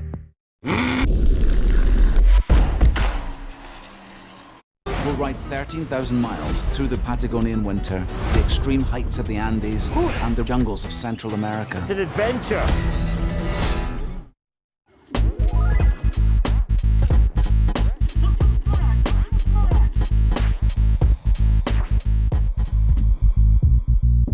Witness the fitness, the clock will tell 11. One hope, one quest. Tomorrow starts tonight. IKEA, the wonderful everyday. Funding Circle business loans now have nothing to pay for a year. That's no repayments and interest-free for 12 months. Apply now at fundingcircle.com. At Ring, we've reinvented the doorbell. So no matter where you are or what time of day, you can watch over your home and the things you care about. Hey, you're on camera. Your package. Oh, great. Can you leave it around the back, please? Pizza. I'll be right there. And wherever you live, it's so simple, you can install it yourself in minutes. See, hear and speak to whoever's at your door from wherever you are with a Ring video doorbell. Available at ring.com and selected retailers. Trying to hit a deadline and your laptop just crashed? It's switching time to a Chromebook. Switch to built-in virus protection. Switch to Chromebook. Ooh, that's a low price. Oh wow, that's a low price. This is a low price. That's a low price. That's what I said. Amazon. Low prices anytime, anywhere.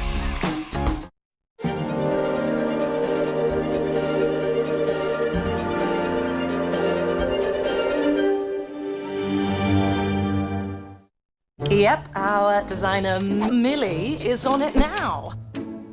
Starting a business means thinking on your toes, like Kiara here. Invoices. Tide lets you open an account in minutes and makes business admin effortless. My accountant will get those over to you pronto. We have a very reliable courier service.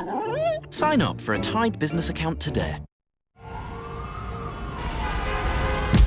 She takes the sidewalk you walk on and turns it into a stage. Just like a cat to walk on. These streets are calling her name. Can't fit her into a box. When there's no need to plug in, why stop?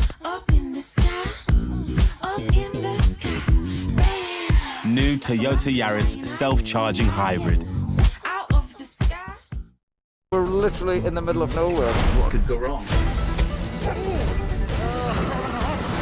Don't panic, Charlie.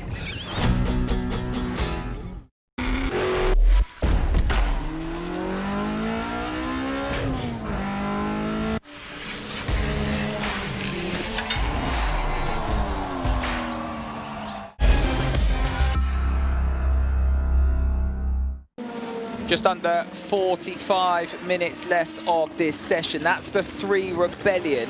We've not seen the sister car out yet because it's had an engine change. But that said, where is the sister car? So, just looking at the timing screens now, still in the garage there. I thought for one moment they got out, but no, still in the garage.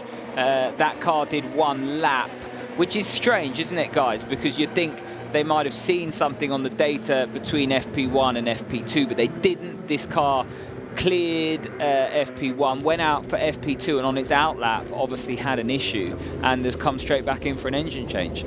That's most unfortunate. They've lost a lot of time. As you were saying earlier, Tom, they're going to have to rely on the setup of the other car to set that car up now, because they've got very little time to do anything. And it's going to compromise the run plans for this sister car as well. And they'll be trying to sort of concentrate on their side of things, but now they're going to have to play the team game, and that's really difficult, especially when they'll be trying to collect tyre data. That's the most important thing at the moment. And Damien, it's really interesting with the shorter time that we have on track, you know, these teams are just not going to be able to know whether or not they can quadruple tyres now.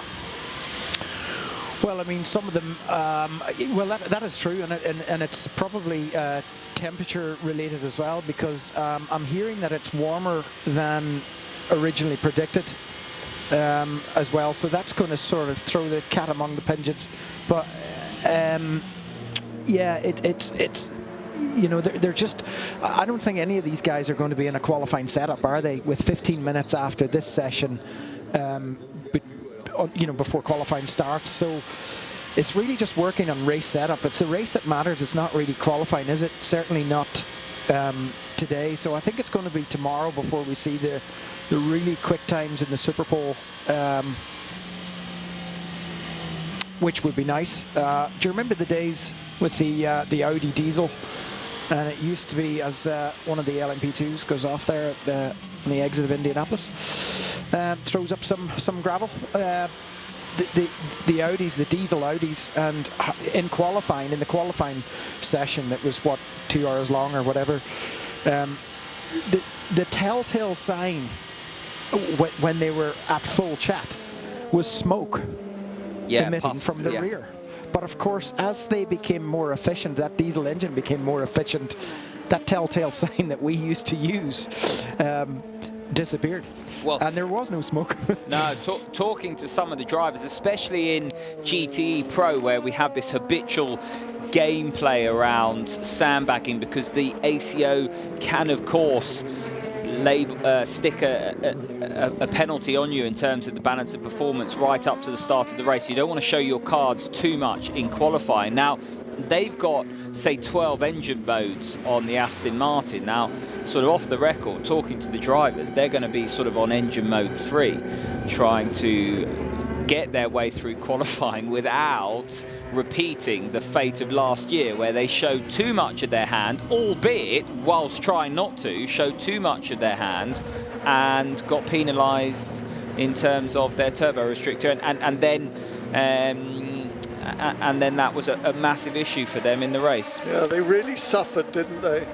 But at the end of the day, guys, you know, should they not have some sort of a system where it actually promotes, you know, aggressive qualifying modes and give the fans what they want?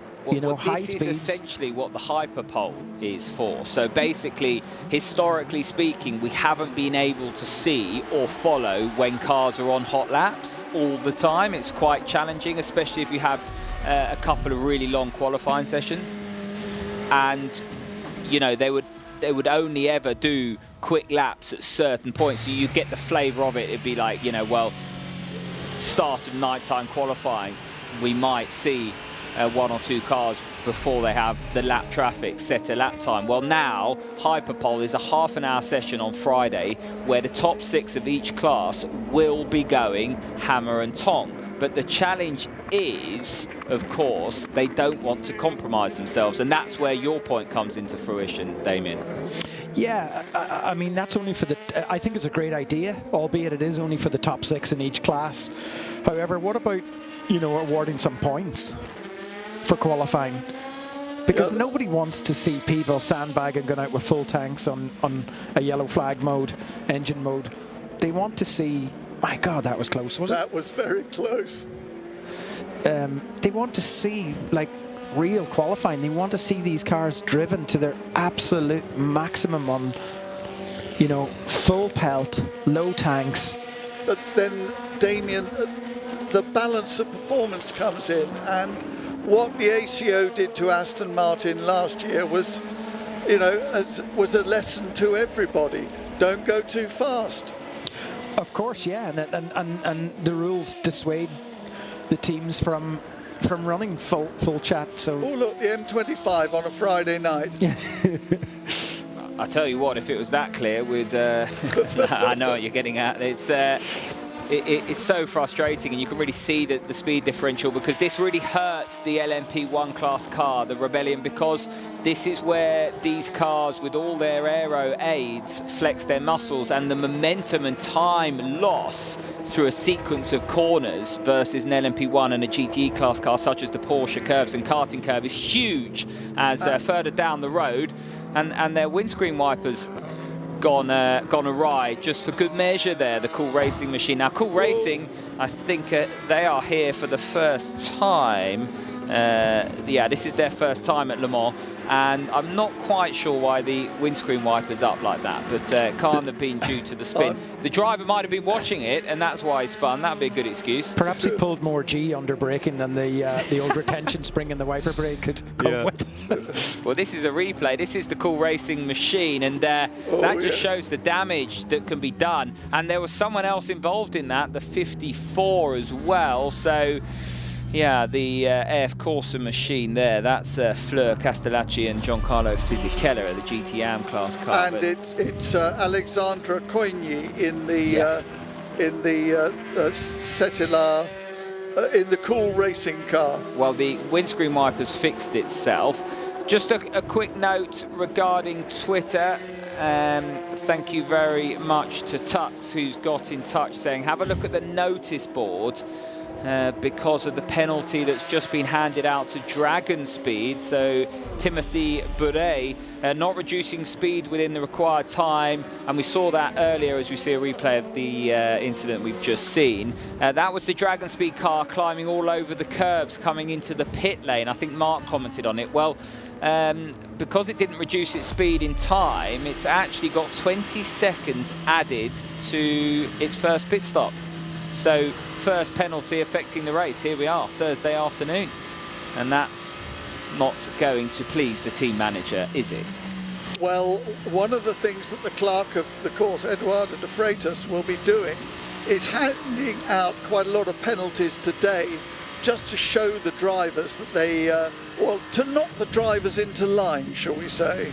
Yeah. This morning he did quite a lot about track limits, and quite a few people were reprimanded on those. So yes, he'll be handing things out to try and keep control of the race. Yes, and apologies, it was Marco Barenzoard who's got in touch on Twitter with that, not Tux, who was talking to me earlier. But thanks to everyone who has got in touch on Twitter so far, as the 33 car has stopped, and that's not what you want if you were in that car so close to qualifying. That's the high-class racing machine. Mark Patterson, Anders Fjordback, Kenta Yamashita, the Orica Gibson just pulling off, and couldn't quite see where that is. Well, it's section 3. It's just before the Porsche curve. Yes, it is. It is. You're absolutely right. So that's just what you don't want. 34 minutes before the end of the session, with qualifying coming up 15 minutes after this session. Well, Niccolo Lapierre looking on.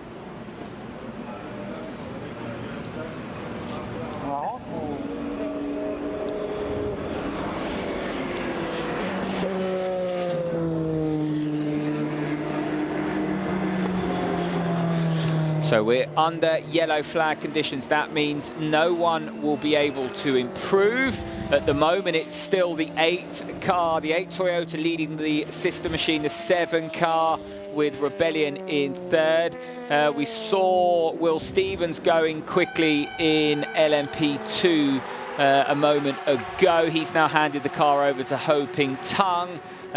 Fritz van Aert still in the Racing Team Netherlands Team Jumbo car, quickest of all. Antonio Felix da Costa now up to 3rd place in the Iota machine, which has pushed the United Autosports car, arguably one of the pre-race favourites, down to 5th place. Now, why do I say pre-race favourites? We've only got to look at their form guide.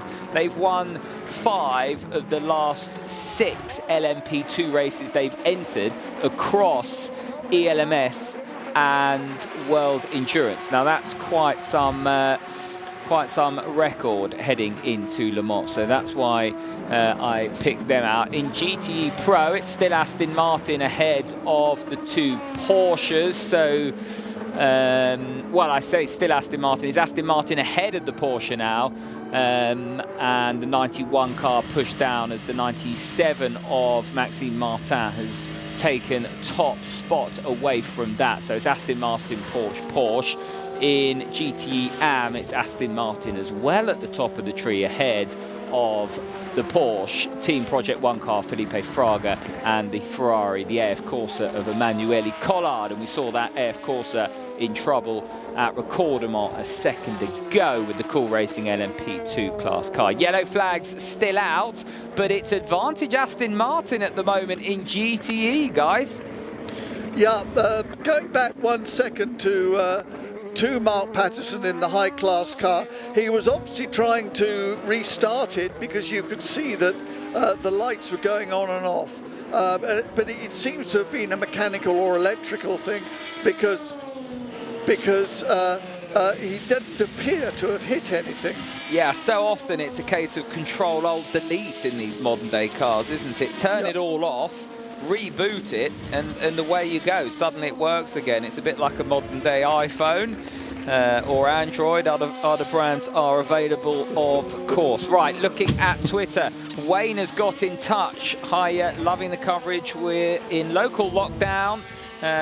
Spending it with you guys, so thank you very much. Lee Stevenson in touch as well, watching it from Kings Lynn, home of all motor racing legends, of course. Kings Lynn, Speedway, and a few short ovals there as well. You can get in touch, of course, at Tom Gaymore, at Damien Faulkner, at C. Parsons 1947. So the door is now open on the 33 car. And is it Mr. Patterson in it?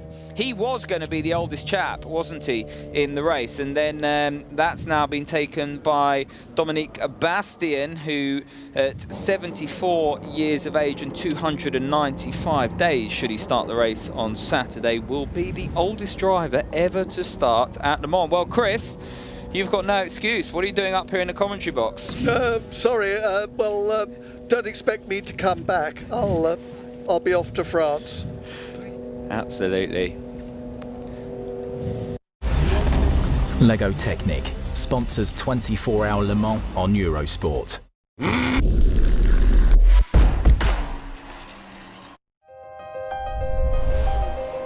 For Rolex and motorsport, And away we go! it began in 1935. Bluebird is burning up Daytona again. Championing the legendary races from Le Mans to Melbourne and the drivers who test the limits. Continuing to move motorsport ahead.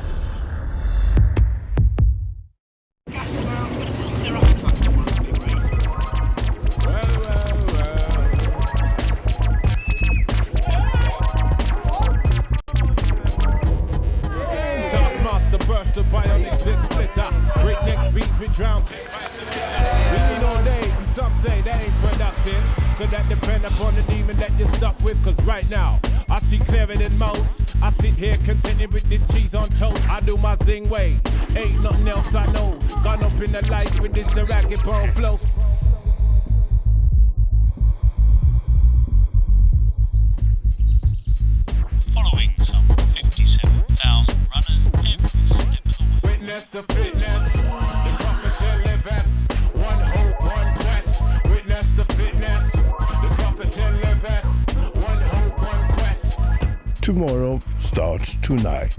IKEA, the wonderful everyday. I'm gonna get you, you beautiful, shiny... Oh, you've gone. Come here and reveal yourself, my most precious. Oh, you've gone. Any second now, I'll have you in my... Whiskers, feed their curiosity. Whiskers Pure Delight, voted cat food product of the year.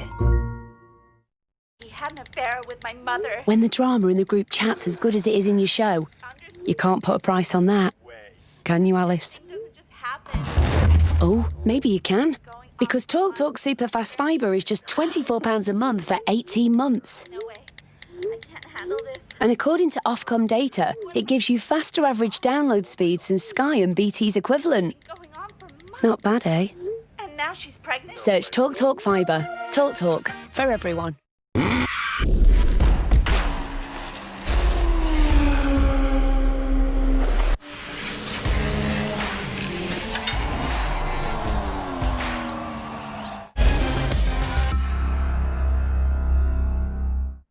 It was his best ever lap. He was delighted with himself. He'd made great progress. But of course it was obvious, you know, all the pros going slower, the amateur being quickest. Everybody knew what everyone was up to. If you're wondering why the Rebellion's still on the pit lane limiter, it's because we're under full course yellow conditions, so that's why the car's not accelerating. There's Jonathan Kennard, Richard Bradley on the left-hand side. Richard, of course, in the other car, Jonathan Kennard in the 17. So both of these cars are now damaged. So both the British drivers looking on, and it's not, well, it's a sorry sight down at IDEX Sport, and we wish them well. Someone got in touch on Twitter about Jonathan Kennard. Yeah, Fozzie saying Jonathan Kennard last competed in the 24 hours in 2010 for Cruz Schiller Motorsport. 10th in class, this is of course his second Le Mans, so I was right when I said I think it's not his first. But Tom, did you see the, sorry to cut across, did you see the kinesio tape under Jonathan's overalls? Yes, because he had a back operation, didn't he? Oh, right. I'm pretty sure he's had a back operation of some sort. Kinesio tape over his left shoulder, which would be to support the muscles in his neck. There's another example there.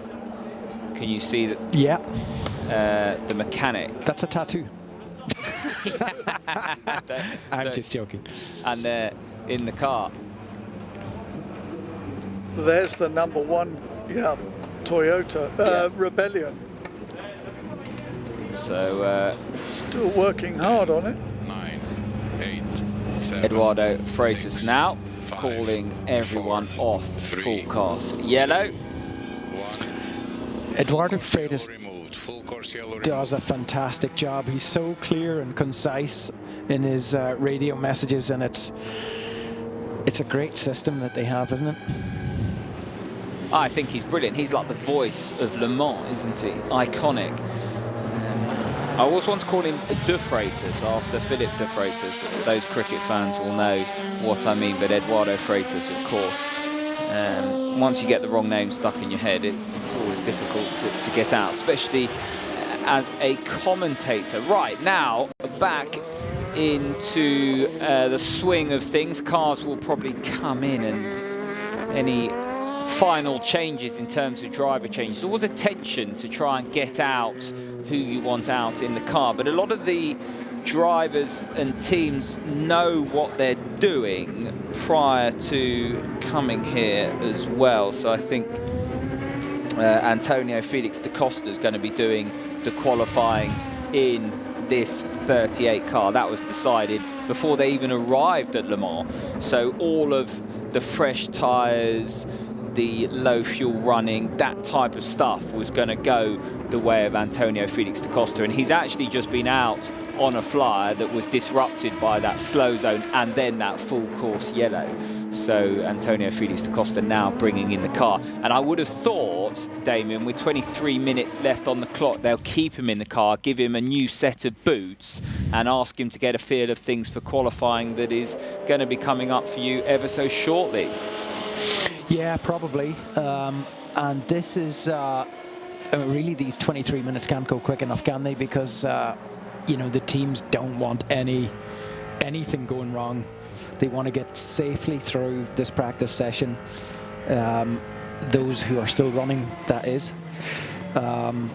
and into qualifying, give themselves the best opportunity. But I mean, it's strange because I mean, I highly doubt any of these cars are set up for qualifying. Surely they would use that 4 hours of second practice to in race configuration, because they're going to spend 24 hours in race configuration, aren't they? And that's where, you know, the race is going to be won and lost in the during those 24 hours, not qualifying. Saying that, sorry, we've just seen Toyota taking off those winglets. Now, I wonder if that's to give them less drag, to give them some more efficiency in terms of outright speed, but then those winglets will be going back on come the race. Or it might just be that they're something, but I wouldn't think they'll be trialing those, but it looks like they can be moved on and off, which would be a quick sort of Qualy to back to race trim style approach to things, because they've got so much data on that car. I doubt they're trying things at this stage, if that makes sense. Or, Tom, could it be a fuel consumption thing to lessen the drag? Well, yeah, that's what yeah, it could be a fuel consumption thing. It's probably just to lessen the drag, fuel, full stop, really. Because the Rebellions have been given a lap, haven't they, on each stint? Last year. Yeah. So now they're 11 laps. All of the cars are 11 laps now, whereas last year the Toyota had an extra lap, didn't it? Yep. And so they're going to be looking for maximum efficiency. Well, that's what Toyota have been working on hard, isn't it? With this new, the new bodywork, the new front, the new nose. It's higher, and they've tried to create less drag, and in doing so, remarkably, they've done away with their wing mirrors as conventional wing mirrors, and they're now tucked under the bodywork coming off the front wheels. So if you look at a frontal view of the Toyota, you won't see any wing mirrors. Of course, it has to, by regulation, have wing mirrors. As you can see there, Damien. Yeah, and they are there, but they're tucked under. They're completely seamless. I doubt if the drivers can see anything. No, they never use them because they've all got a camera. TVs. Yeah, they've got the TVs. But mirrors are compulsory.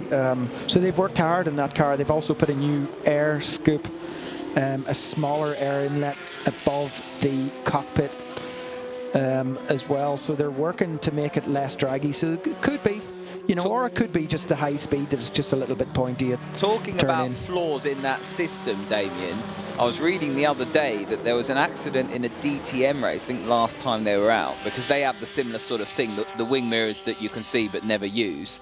And the TV inside the car inverted, so everything they were seeing was behind them, but it was upside down. So they literally couldn't see anything behind them at all the whole race, and eventually had an accident because, you know, turned in on someone, and away you go. So modern technology not as efficient as wing mirrors. That's true. That's a good example of it. However, if the wing mirrors don't, if you can't see anything out of them. No, I mean, yeah, they're overrated at the best of times, and racing drivers have selective vision, don't they? And selective hearing. What? Sorry, what? Yes, exactly that. So, exactly that. One or two teams now, having done their work, starting to prepare themselves for qualifying. You get that feel. The wins car. You mean they're... Tom, did you see... Sorry, Tom, did you see somebody filling up with fuel when you said they were getting ready for qualifying? Yes, yes. Well, tanking it off? It wasn't fuel. They can't fill up with fuel in the garage, can they? They have to be on the apron to do that. So God knows what it was, yeah. So I don't know what it was. Here's the 99 car. That is the Dempsey Proton machine. Julien Andlau, the Porsche Junior, has been brought into this stable at the last minute. It's been a case of musical chairs at Dempsey Proton, because it was Julien Piguet in this car who took over from Hugo de Sadelaire. Then Julien Andlauer came in, but then it all changed in the sister car. So Julien Piguet is now in the sister car, and also Andreas Rascaratos as well in that car. So yeah, quite how they worked that out. But it was musical chairs. When the music stopped, you had to pick a seat, and it's been quite confusing with about 16 different entry lists coming through in the last week with what was going on. But it's a sign of the times, of course. Coronavirus and COVID-19 proving to be very, very tricky, as we saw last time out in Spa with Gabriele Aubray and the Algarve Pro team having to withdraw. There was a load of Goodyear personnel that were affected there. I've talked about the challenges as we look on at Toyota not having all their team at Spa because the restrictions around travel for the Japanese side of the operation. Very, very difficult. And as Mark said earlier on, actually everyone has done a remarkable job just getting everybody out and running this weekend. Tom, one thing we ought to look at, I'm noting that the second G-Drive, the G-Drive Racing by Algarve car of Nick Tandy, hasn't turned a lap in this session. That's a pity. Yeah, that is one of a handful of cars, and you're absolutely right. Because that's one of the cars that I fancy for. Now, we saw LMP2. that, Tom, didn't we? Yeah, the clutch bled. The story behind that is that car is owned by Ryan Cullen. He, when Dragon Speed pulled out, took the car to Charlie Cox, is it, at the Algarve operation, and with his ties with Roman Rusanov because of the ELMS situation that they've got running, or relationship, managed to tie G-Drive in. Algarve took over the running of that car from Dragon Sport, and then they got Oliver Jarvis and Nick Tandy in, as well as Goodyear tyres to run that. But you know, a lot of things have had to come together at a very short notice, and that's always a bit of a challenge, isn't it, late in the day? So one or two problems for that car, but you're spot on, Chris, well spotted, and it's a real shame. It is a shame, because that's one of the cars I really fancied. Yeah, I do still as well. do. Ollie Jarvis and Nick Tandy. I mean, Ryan Cullen learning his trade, doing a very good job. He used to be mentored and supported by Adam Carroll, God help him. No, I was joking. What I mean by that is Adam, obviously an amazing character, those of you that know him. Stop digging, will you? A colourful character. And, you know, Ollie Jarvis and Nick Tandy in the other seat. You know, two of the most underrated superstars to come out of this country, really, in terms of sports car racing. So, yeah, a very strong lineup, Chris. You're spot on. Very strong. Going back to my stories at Le Mans, Adam Carroll, of course, raced here at Le Mans, grew up in Le Mans racing in Campus before he went back to the UK and competed in Formula Ford and Formula 3. Did incredible things in GP2 as well. I mean, one of the stars of his generation in terms of one lap speed, never quite got the opportunity. Didn't work out at Jaguar, did it in FIA Formula E. And he's opened up a pizza restaurant. Well, his partner's sort of got a shop, a sort of fashion shop in Northern Ireland, and he's opened up a pizza restaurant. When I was talking to him last, he was telling me about how incredibly expensive this pizza oven is he's bought. It's like the most complex and authentic and Italian pizza oven you could ever hope to buy. Yeah, but knowing him, he got it used for a song, didn't he? Exactly, on the back of a truck, yeah. Yeah, so I'll find out where this pizza restaurant is in Northern Ireland, but he's incredibly proud of it. And I wish him luck, because... I think it's Portadown, actually, because I spoke to him too about that. He was telling me how he got everything for half nothing. Yes. So what sort of yarn was he spinning to you? A different yarn. A different yarn. I hope he's not cooking them. That's I hope he's not listening. Yeah, exactly. Adam, wherever you are, we miss you. So hopefully don't burn the pizza. Back. Yeah, exactly. Hopefully he'll be back doing his thing very, very soon.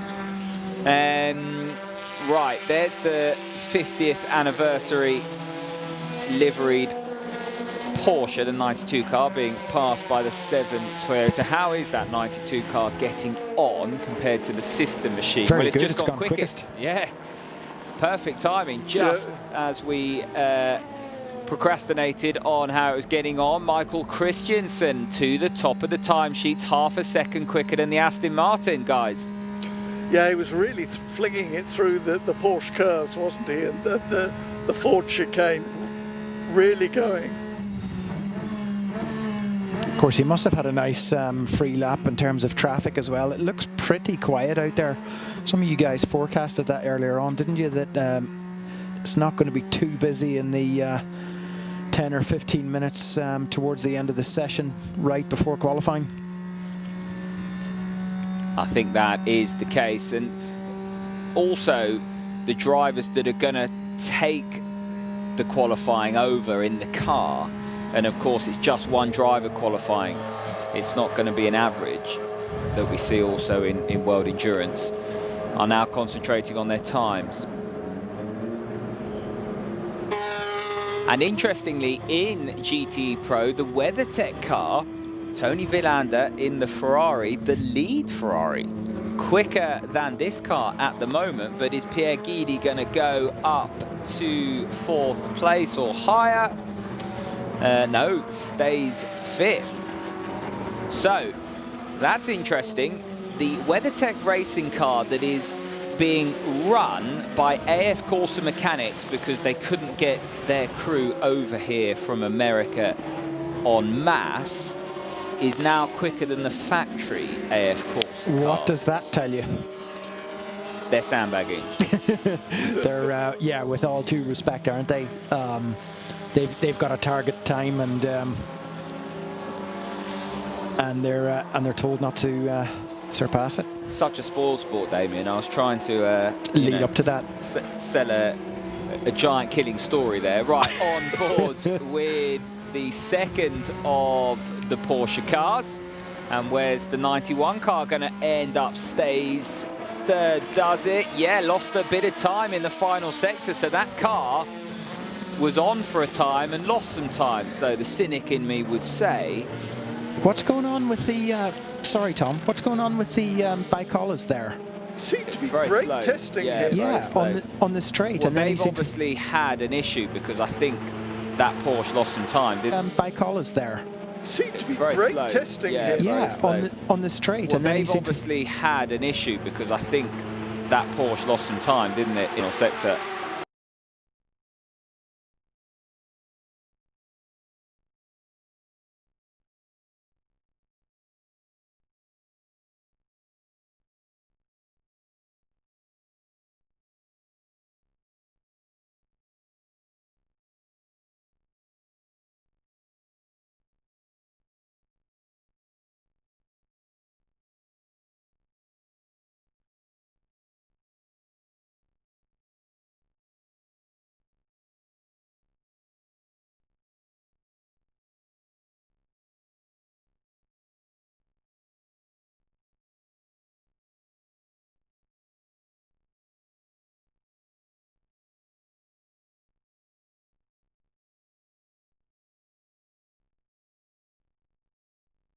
Sector.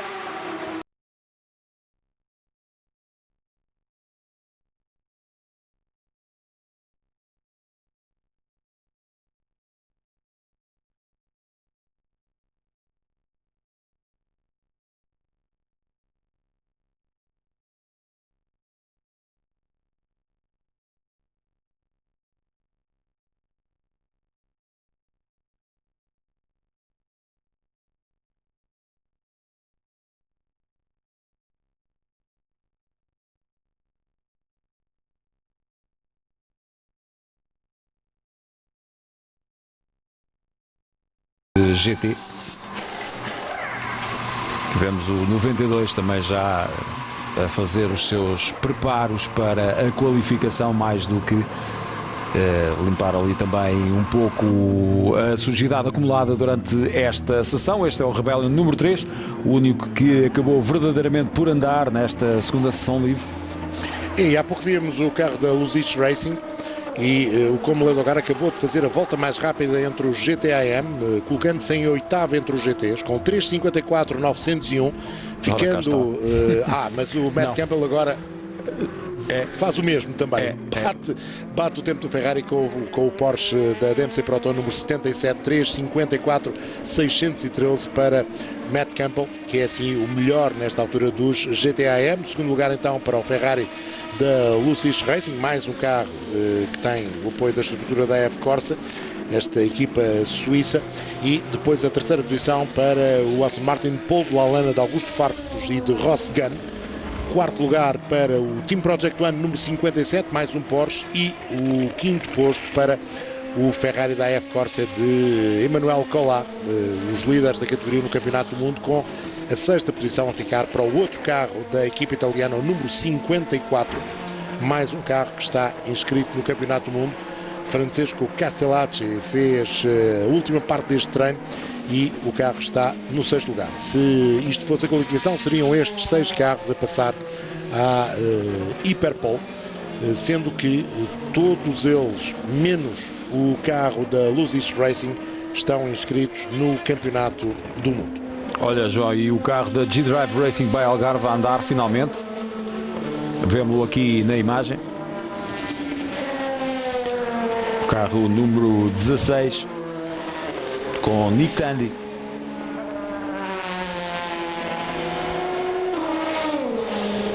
Um dos vencedores da edição 2015 das 24 Horas de Le Mans, onde o terceiro carro, de forma surpreendente, acabou por ser aquele que levou a Porsche à vitória. A tripla Nick Hülkenberg, Nick Tandy, Hulkenberg.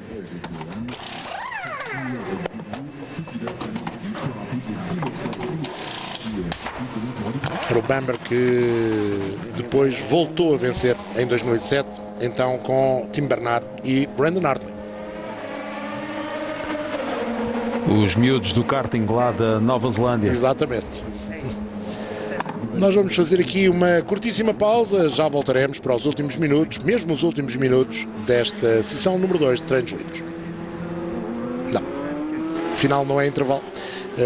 Fica para daqui a pouco, entre esta sessão e a qualificação.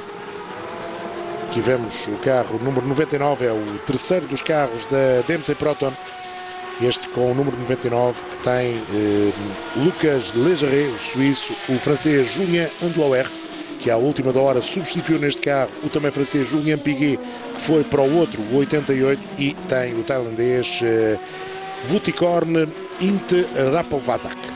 É um nome complicado, ao que parece é mais fácil de ler do que isto, mas pronto. Tenho de ir aprender um bocadinho de tailandês. Mais um dos estreantes, os tais 20% de estreantes nesta lista de inscritos para a edição 2020 das 24 Horas do Mans. Ficava aí com a ideia que ali ao fundo havia um incêndiozinho. Matt Campbell vem cheio de vontade de bater outra vez o seu tempo.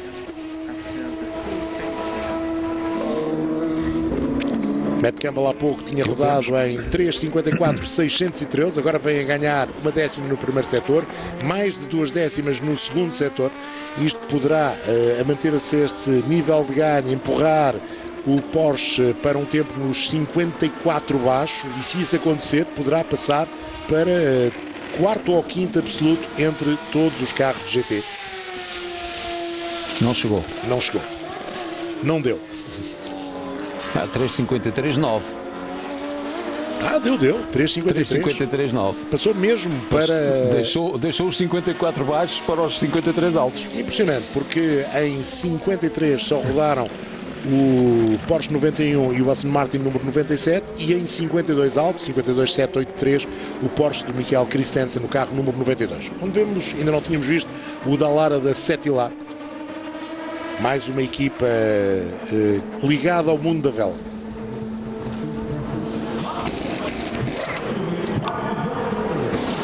Único da Lara P217 Gibson.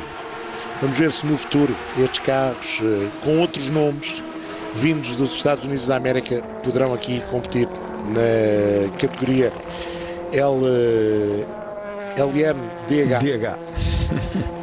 São siglas a mais. Le Mans Daytona híbrido. Haverá o LMH, que são os Le Mans Hypercar, e os LMDH, o Le Mans Daytona híbrido. Vemos aqui mais uma vez o Ferrari da Risi, este que tem o número 82 na porta, aqui com o Sébastien Bourdais. Será interessante na categoria GTE Pro, como há 6 lugares para a Hyperpole, ver se alguns dos Ferrari não F-Corse consegue colocar um carro ou os dois carros, se os dois entram nesses tais 6, ou se são esses dois carros que vão ficar desde já com as últimas posições na grelha de partida para sábado na categoria GTE Pro. É uma das curiosidades boa, para a qualificação. Os dois carros do United está muito bem neste momento, está em quarto da classe. Sim. O do Sébastien Bourdais é que está um bocadinho pior, é neste momento o último na tabela, e não será por falta de talento dos pilotos. Eles procurarão ali afinar da melhor forma este carro, porque precisam dele em bom estado e capaz de fazer um bom tempo durante. Tomorrow morning, when only 6 cars go through to fight for the pole of the classes. So really good hour of motor racing coming up, or 3/4 of an hour of motor racing coming up on this fabulous circuit at Le Mans.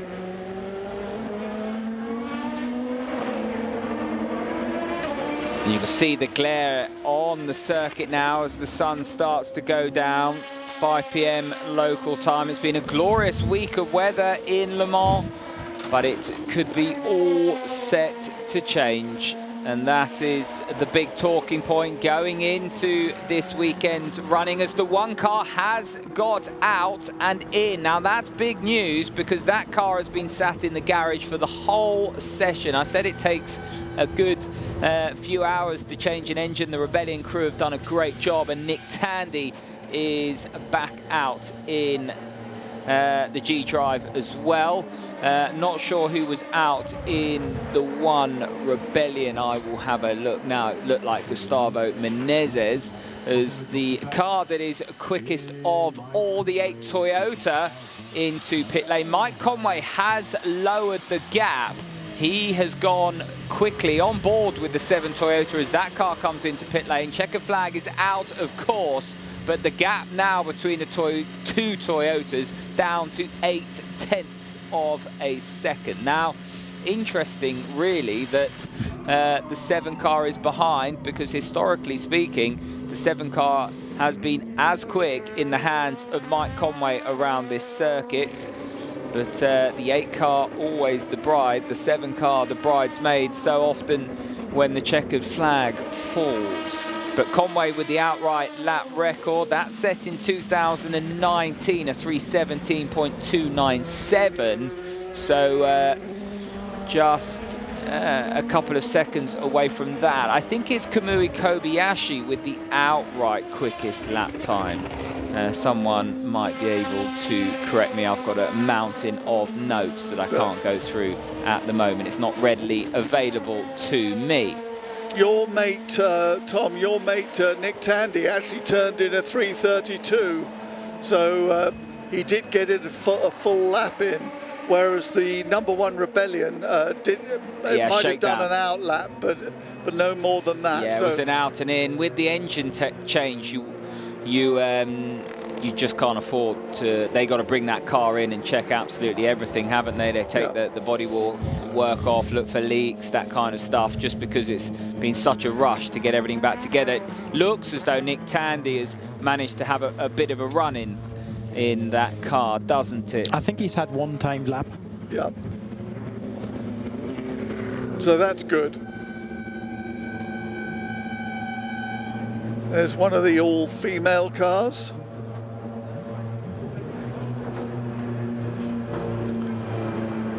I think that's the Jackie Chan car, I think. Oh, yeah. Sorry. The Richard Mille,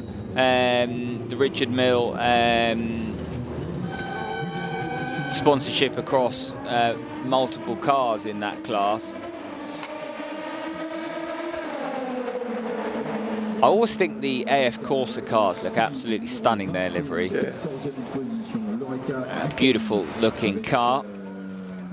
Well, the checkered flag has fallen here at Le Mans. That signifies the end of free practice 2. We'll have a short break and then we'll be back for qualifying as Will Stevens readies himself in the Jackie Chan DC Racing machine. That image will be mirrored up and down the pit lane, because for the teams and drivers, they will be aiming to get inside the top 6. So we have a change here this year at Le Mans in terms of the way qualifying will play out. You have to get inside the top 6 in this 1-hour session coming up to go through to tomorrow's Hyperpole.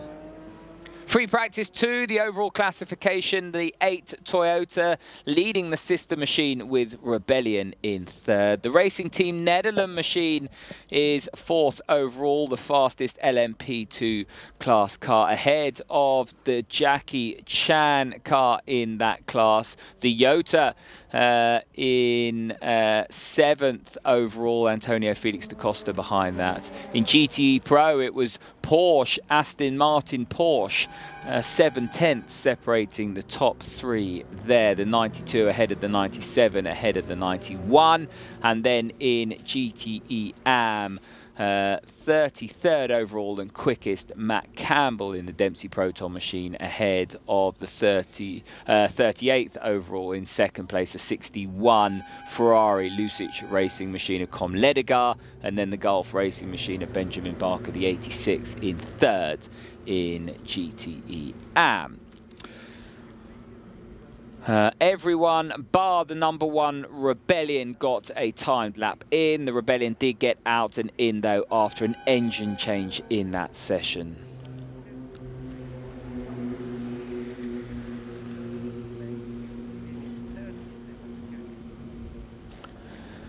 The calm before the storm here at Le Mans.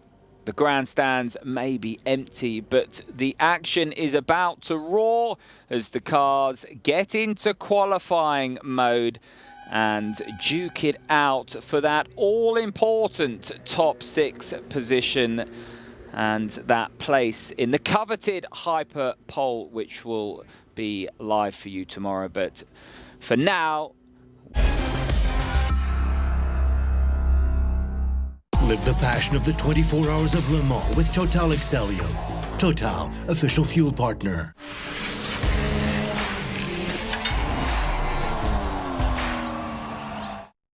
Lego Technic sponsors 24-hour Le Mans on Eurosport.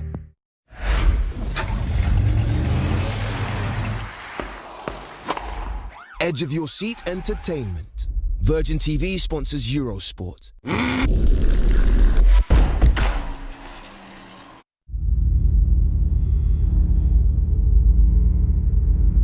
This is the hybrid that drives in electric up to 50% of the time, using 2 sources of power and with no plugging in.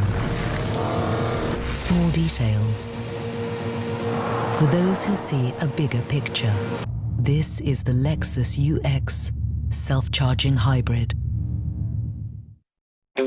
Buy the latest iPhone from Vodafone. And thanks to our annual upgrade promise, you can then get the latest iPhone every year with no upgrade fees. Yeah, you heard that right. That's the latest iPhone every year with no upgrade fees on our annual upgrade promise. Join over 500,000 Pharmacy to You patients getting their repeat prescriptions delivered the easy way for every person and every condition. Pharmacy to You. Download the app today.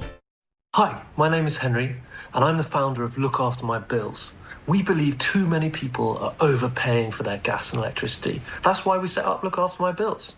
Our members are saving £259 on average, and we've got 500,000 customers on Look After My Bills. It's a free service, and we switch you every year, so you don't have to worry about it. Sign up now in just a few minutes. lookaftermybills.com. Hi, my name's Kevin, and I work for Quill, the modern will writing service. No need to deal with solicitors. I can help you write a legally binding Quill will in as little as 20 minutes. Start it today and update it whenever you like. Gift the grandkids, disinherit him, and leave as little as possible to the taxman. All from just £90. Quick, write a Quill. Running a successful small business can be amazing, but it's not always a smooth journey. A business loan from Funding Circle is a simple way to get you where you want to go. Right now, there's nothing to pay for a year. That's no repayments and interest-free for 12 months. And you'll get a quick decision, so there's no waiting around. Apply for a business loan now at fundingcircle.com. Let's go, Peloton!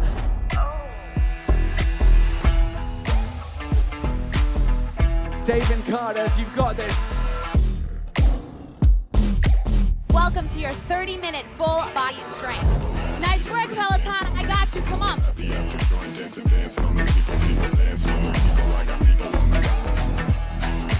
Amazing work. You absolutely crushed it. New car, John? Yes, Danny. When did you pick it up? Motorpoint delivered it. Didn't fancy going to the branch? Oh, no. We couldn't leave Ralphie. We found it on their website, didn't we? Good deal, John. They're never beaten on price, Daniel. Buy your car your way at Motorpoint. Taking it for a spin yet, John? Not yet. Ralphie's not ready. Ready. Motorpoint. Car buying made easy.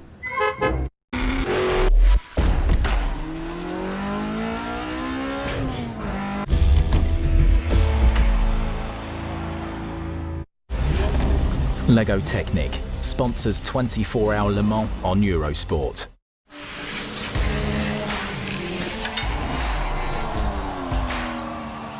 Live the passion of the 24 hours of Le Mans with Total Excelio. Total, official fuel partner.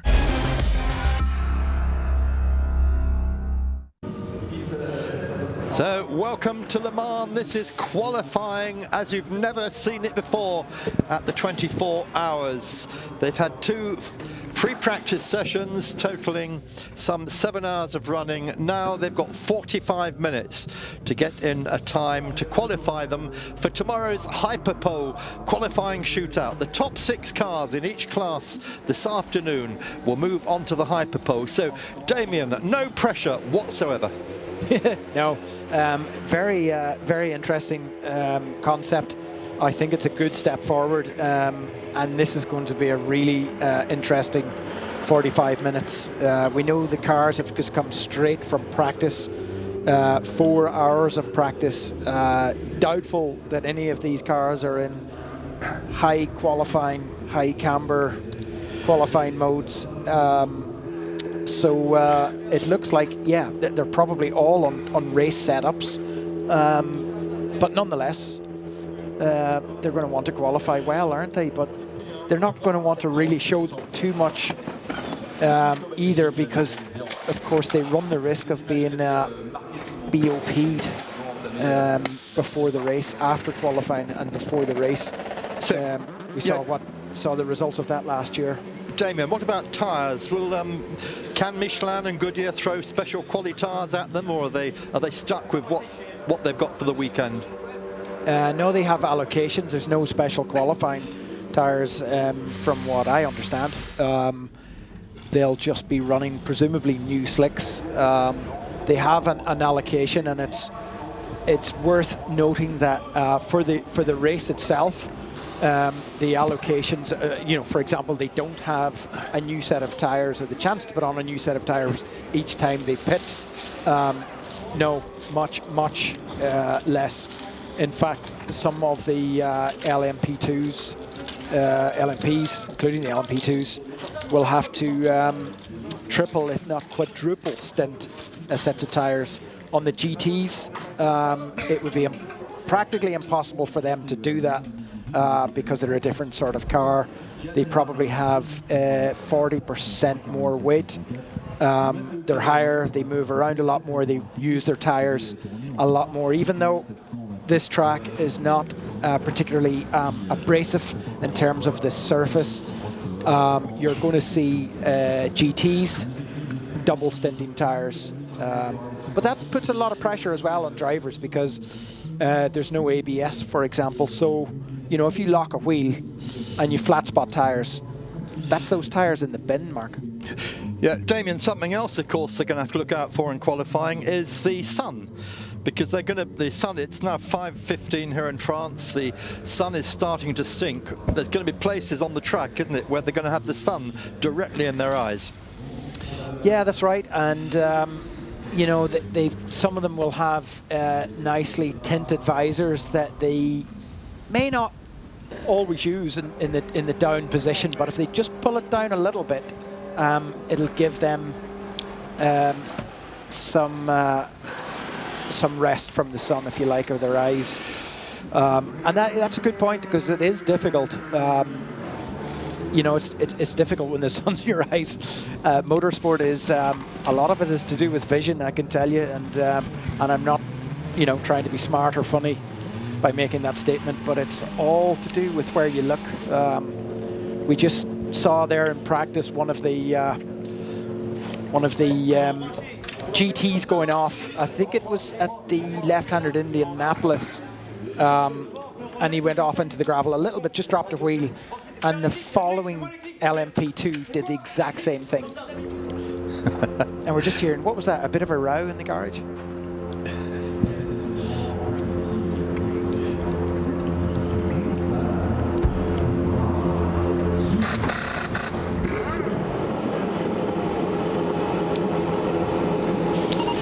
Under 30 seconds. Well, here we are. Reminder to the drivers, track limits are to be abided by. We must respect track limits. Eduardo Freitas, the Portuguese race director of the WEC and of Le Mans this weekend, giving those all-important final instructions. Respect the track limits. 7, 6, 5, 4, 3, 2, 1. We have started qualifying for the 24 hours of Le Mans. So qualifying is go. You're with me, Mark Cole, with Damien Faulkner and Tom Gaymore. Back from your trip across the paddock. Yeah, I'm back with a well-earned cup of tea after that second free practice. And you can't accuse me of being selfish. We're in separate booths, so I couldn't, of course, share my hospitality with you both. One of the challenges that meets us as broadcasters because of this coronavirus. We normally have about 80 people on site at Le Mans, but only about 7 on site now because of the restrictions. But enough of that, all eyes on qualifying. This is what we've been waiting for after everything that has gone on over the last couple of months with the rescheduled date. When will Le Mans be upon us? It is upon us now, and we are out of practice into qualifying. This is where it gets serious, and with the big changes around qualifying, guys, this weekend, of course, you have to be in the top 6, especially in LMP2 and GTE if you're to go through to Hyperpole tomorrow. Yeah, let's not forget either, Tom, that the rest of the places, we've got 24 LMP2 cars. Only 6 are going to go at the front of their grid, but you've got another 18 cars behind fighting for their grid positions. Yeah, so what will happen is the top 6 will go through to Hyperpole tomorrow. From 7th downwards, they will be locked in. The top 6 will fight it out for the top 6 positions. You will have no inter-grid mixing. So the LMP1 cars will be classified, then the LMP2 cars will be classified, then GTE Pro, then GTE AM, and that is slightly different. You will not be able to have a giant killing GTE AM car, for example, in the midst of the GTE Pro class cars. Now, for the quickest car in FP2, there's a bit of drama here because this Team Netherlands machine was quickest of all just a second ago, and it is not out. The IDEC cars are being rebuilt. Both of those cars went off heavily. Both cars in the same stable. They've got their work cut out, but they definitely will not be out in qualifying. You can see there the damage is vast to those cars, and it looks as though that car is being stripped down for the race now by the looks of things, or there is damage to that tub, and they're going to have to get rid of that tub, which is everything that we thought and feared at the time. Yeah, I think that's what it is. I think they're changing car chassis. Wow, that's a big turn in events, and an expensive one as well for IDEC. I hope, well, with Orica down the road in the Techno Park, there should be a spare tub or two, but it has been a challenge for some of the teams getting cars here this weekend, of course. Right, the 39 across the line to start their quickest lap. This, of course, the SO24 Haas by Graf machine. James Allen, Vincent Capilliere and Charles Milesi aboard that machine. Yeah, a lot of young sons like Alesi, like Tambay, like Gounon, sons of famous racing fathers, and they're all out here trying to do their bit at Le Mans. Damien, a question for you. In qualifying, to get the best lap in qualifying, do you want clean track in front of you, or do you want to hook onto someone and get a tow? Oh, clean track, I would imagine. Just, it's very difficult to be, you know, strategic in your placing or your car placement if you're trying to get a tow, and really you want to be working with someone. But to be honest, you know, the quick times are going to be those on their own. Traffic plays a major role, especially, well, regardless of what class you're in, because even if you're in the slower GTs and an LMP2 or an LMP1 overtakes you at a certain position, you know, they're going to compromise your line, and you're not going to optimize the speed through that turn. So no, a clean track, no traffic is what you want. So Tom, of course the clocks have all been reset. We're back to zero, and if you're following it on the WEC live timing at home, you'll see everything is zeros at the moment. So 3:19 we know is the base time for the fastest lap by Toyota, but anything they've done earlier today doesn't count. This is all new stuff, yeah? Yeah, it's completely new. This is where we'll see teams start to flex their muscles, and the Team Jumbo car getting ready to go out. That's important. Lego Technic sponsors 24-hour Le Mans on Eurosport.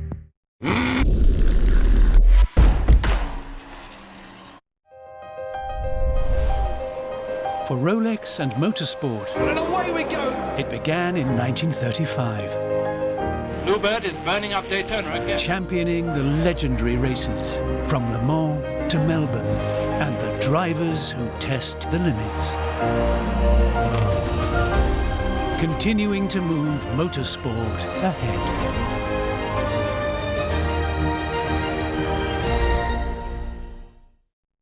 This is a professional tennis player. His flawless coordination and smashing accuracy allow him to excel on the court time and time again. But today, he's here to grab your attention as eToro invites you to get serious about investing. Discover the advantages of investing in stocks from the world's top exchanges without paying commission. eToro. Pay attention, not commission.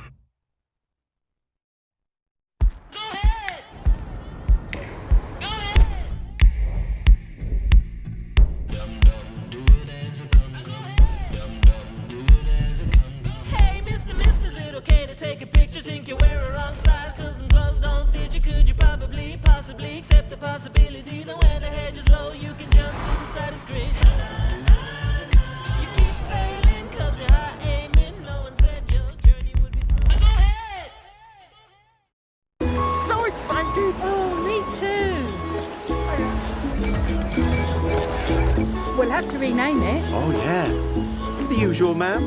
That'd be lovely, sir. In Friday's Euro Millions, there's a jackpot of £62 million and 20 UK millionaires guaranteed. That's dream come true money. Euro Millions from the National Lottery. Play online or on the app. It's here. The full works plan for your iPhone, and it's only on EE. So get ready for it. Just saying it's a lock, yeah. No doubt about it, see that trail I'm blazing.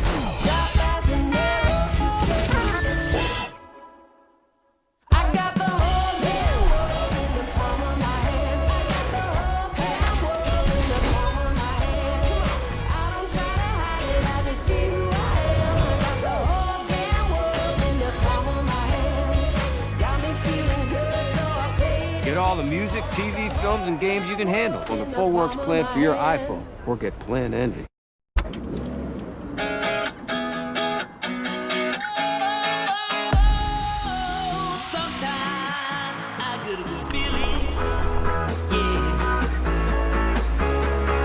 At Heycar, our cars come with a 10-day money-back guarantee. Hey, buying a car never felt so good.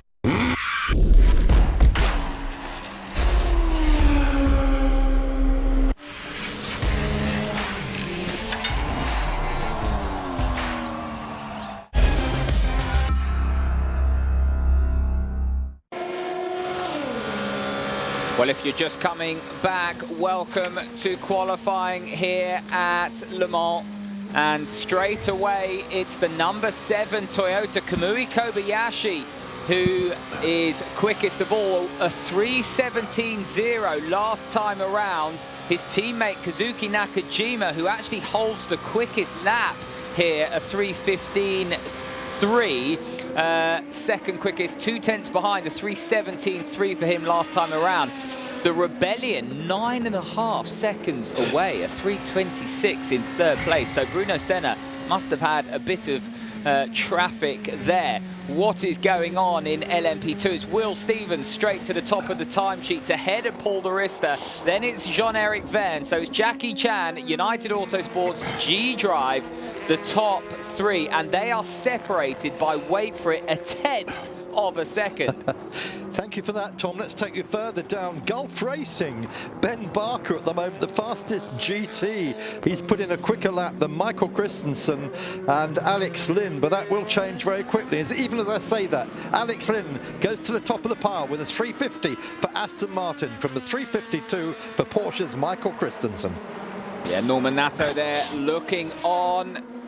He's in that Rebellion car that we just saw going across the line. Being pushed by by Matt Griffin out of the Ford chicane. Oh, did you see the Aston Martin there into the Porsche curves coming through karting now? That was as close as you're going to get. That was Marco Sorensen. I was talking to Tignall about this last week, and he was saying that what is different between the Ford and the Aston is when you rotate the Aston, it falls away at the rear and the car is very, very busy. But once you get the rear set, you can really drive through the corner. And it took him a while to learn that and just to get that characteristic. But when you watch the Aston always looks fast, doesn't it? Because the rear of the car's dancing around. Now, out of the machine is Kamui Kobayashi straight away. So I can't believe they're just going to have one stab at it. They've got more tyres available, but they're going to probably stave the engine. That makes sense, doesn't it? If you're in LMP1, all you need to do is a lap to qualify into tomorrow's hyperpole and then save the engine, Damien. Yeah, there's no reason to do anything else really, but it's just surprising the gap that Toyota has. I thought it was all a little bit more equal than that, but perhaps the other guys have had a lot of traffic. What's going to worry them is if they're having exactly the same conversation down at Rebellion. But that's true. No, you would expect them to be a bit closer. They must have had some traffic. So only the 7 car in at the moment. The 8 car is actually out for another lap. So is the Bicoles car. So the Bicoles car up to 3rd place, 7 seconds off the Toyota pace. So ahead of the 2 Rebellions. The 2 Rebellions now down to 4th and 5th. The sister Rebellion, the 3 car, is actually 18th overall. So is there some engine saving going on here? Yeah. We've still got half an hour left, of course. We know that the 1 car has just had an engine change at Rebellion, so they'll be watching what they're doing as we see the AF Corsa machine firing up into Dunlop. In GTE Pro, it's Aston Martin who are 5/100ths of a second quicker than the sister Aston Martin. The 95 of Marco Sorensen ahead of Alexander Lin. Then it's Porsche in 3rd place. Jean-Marie Bruni a second back. So I hope Aston Martin don't fall into the same trap here as they did last year. Well, it's exactly the same in GTE Am. 2 Aston Martins, the Aston Martin racing number 31, and then followed by Charlie Eastwood in the TF Sport, and then Benjamin Barker, Ben, in the Golf Racing Porsche in 3rd there. And we just saw those 2 circulating really closely. And just to interrupt, Damien, we saw Mike Conway in the Toyota. So a lot of the teams just electing to run 1 driver in qualifying. When I saw Kamui Kobayashi getting out the car, I thought that was the 7 car done. They put Mike Conway in that car to see what he can do. Yeah, Mike Conway. Oh, big moment there. Yeah. Sorry, Mark. Yeah, Mike Conway then out on track now. Can he better that 3:17.089 of his teammate Kobayashi? It depends how much cream he had in his tea at Hampton Court, Tom. Yes, that wasn't Mike Conway, that was Harry Tinknell. Oh, we had tea and cake. He didn't have any cake, of course. You Mike met up with Mike, didn't you? Yeah, we had dinner at Mike's house. He treated me to a very nice Japanese meal, sabu or something along those lines. Yeah, I was very impressed. He actually cooked it himself, so quite the culinary expert. You just saw United Autosports. They brought Alex Brundle in. They're keeping him on board, but they are changing tyres. So, Damon? Well, they're throwing a new set at it, I would have thought. Yeah.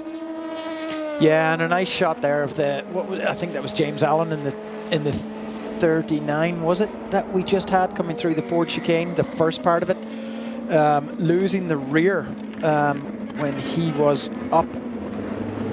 Well, let's see on a previous lap, but unfortunately lost it. Look at Nick de Vries. This is going to be a very quick lap time indeed. He goes 3rd. He lost time. So he lost time in the final sector. Look at that. 0.2 of a second he lost in the final sector. Too cautious in the braking zone, maybe.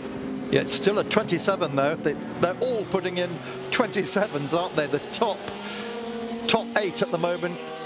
Top 12. Top 8. Yeah. Well, on 27s. They're going to come down further, aren't they? So the top 6 go through to Superpole. At the moment, they're separated by 0.7 of a second. I mean, that is utterly staggering.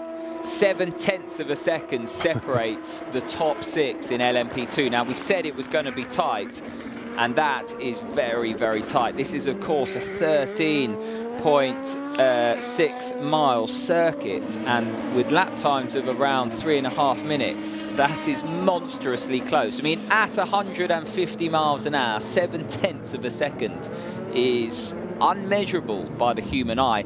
And if you've got a stopwatch at home and you just try and measure it from 0 to 0.7 of a second, you'll just see how quick your reactions have to be and how many cars you got to fit through that window going across the start and finish line. And 6 of them is staggering.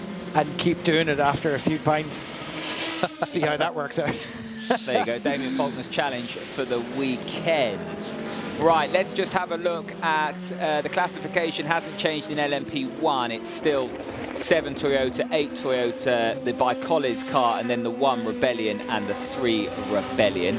In LMP2, it continues to be Will Stevens. What a lap that is from the former Formula 1 driver in the Jackie Chan DC Racing machine, ahead of Paul de Rista, who's a star in that United Autosports car, the 22 machine, 8/100ths of a second behind. Nick de Vries third, then it's Jean-Eric Verne. I mean, just listen to the names rattling off the tongue in LMP2. And then it's Anders Fjordbach in the high-class race machine, a Dane training in 5th place in class. Panis Racing, the number 31, Mathieu Vaxivière, is the 6th place machine. And then just behind, in 7th place, just trying to push in, is Antonio Felix da Costa. Yeah, I think what you saw from Will Stevens, he was told by Jackie Chan Racing, get a banker lap in case anything happens later. Well, he did more than that. He put the fastest lap of qualifying in LMP2 on his first out lap, and that could still set the standard. If something happens now, if we have a red flag, yellow caution, we'll be on pole position for LMP2. So that is a good call by the team.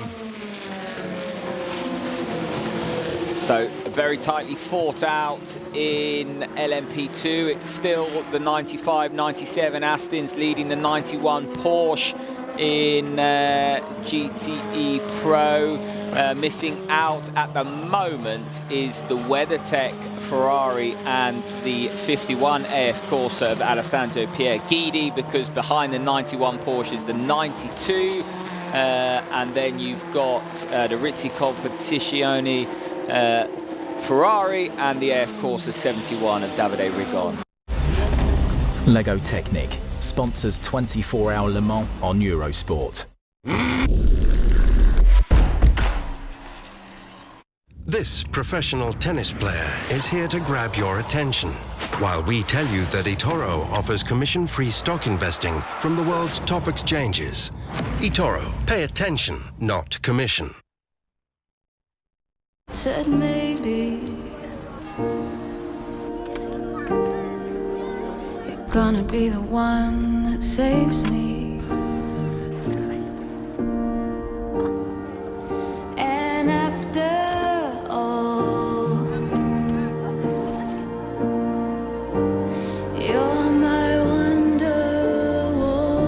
The all-new Renault Clio, available as a hybrid from September.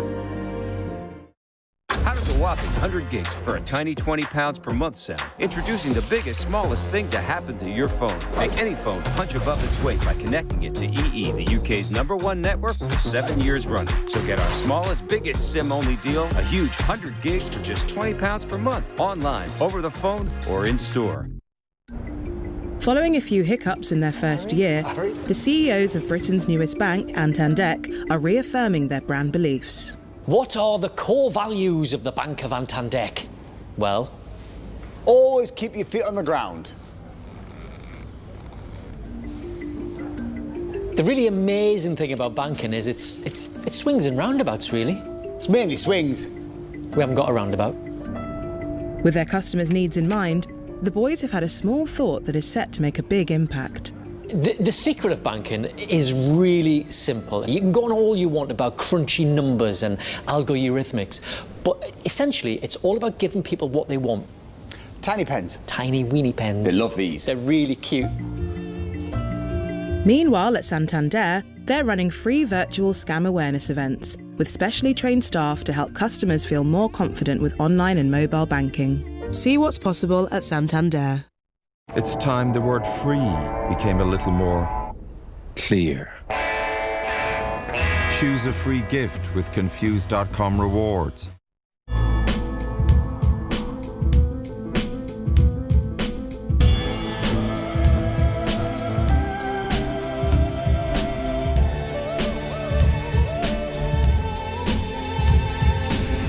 K, the new eau de parfum by Dolce & Gabbana.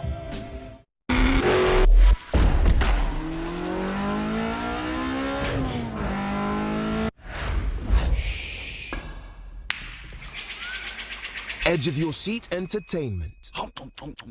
Virgin TV sponsors Eurosport. Well, here is the AF Corsa machine of Pierre Guidi across the line. Goes 7th quickest, so right on the bubble. Remember, 23 minutes remaining only the top 6 in each class go through to tomorrow's Hyperpole. So in GTE Pro, Pierre Guidi is still missing out with the WeatherTech Racing Ferrari of Tony Villander. In GTE Am, it's Aston Martin, the 98 Ross Gunn aboard that machine, ahead of Charlie Eastwood in the Tom Ferrier, the TF Sport Aston Martin. So it's Aston Martin 1-2 in that particular battle. Then it's Benjamin Barker in the Gulf Racing car, the Porsche, the 86. So those 3 going very, very well. And well, shout out to the Brits in that class, all putting it together. Matt Campbell, the Porsche Junior, the former Porsche Junior or Porsche Junior in the Dempsey Proton Racing machine in 4th place, the 77 car going well. LMP2 though, all eyes on this battle, and Antonio Felix da Costa trying to get his Jota machine into the top 6 at the moment. He's in 7th place behind the Panis Racing car of Matteo Vaxa-Villiers and Anders Fjordback in the high-class racing machine. You're watching the 42, the Cool Racing machine of Nico Lapierre. Cool Racing here for the first time. Nico Lapierre has obviously been here many, many times. He improves, but only up to 15th overall. He goes ahead of Charles Milesi in the So24 Haas by Graf machine. So some battles raging throughout, and I think we're going to be talking more and more about LMP2 because that's where the battle is at the moment. In GTE Am, there's work to be done for some of the teams and drivers as well, as the blue flags wave onto the Mulsanne for Nico Lapierre. But for GTE Pro, we don't think too many of the manufacturers are going to risk too much here, because if they do, they might be penalised before the race. That can still happen. There is a balance of performance in GTE, and there is an equivalence of technology in LMP1. Well, that's the engine that's come off, and I would have thought we're awaiting a new tub there. Either way, the Rebellions into pit lane.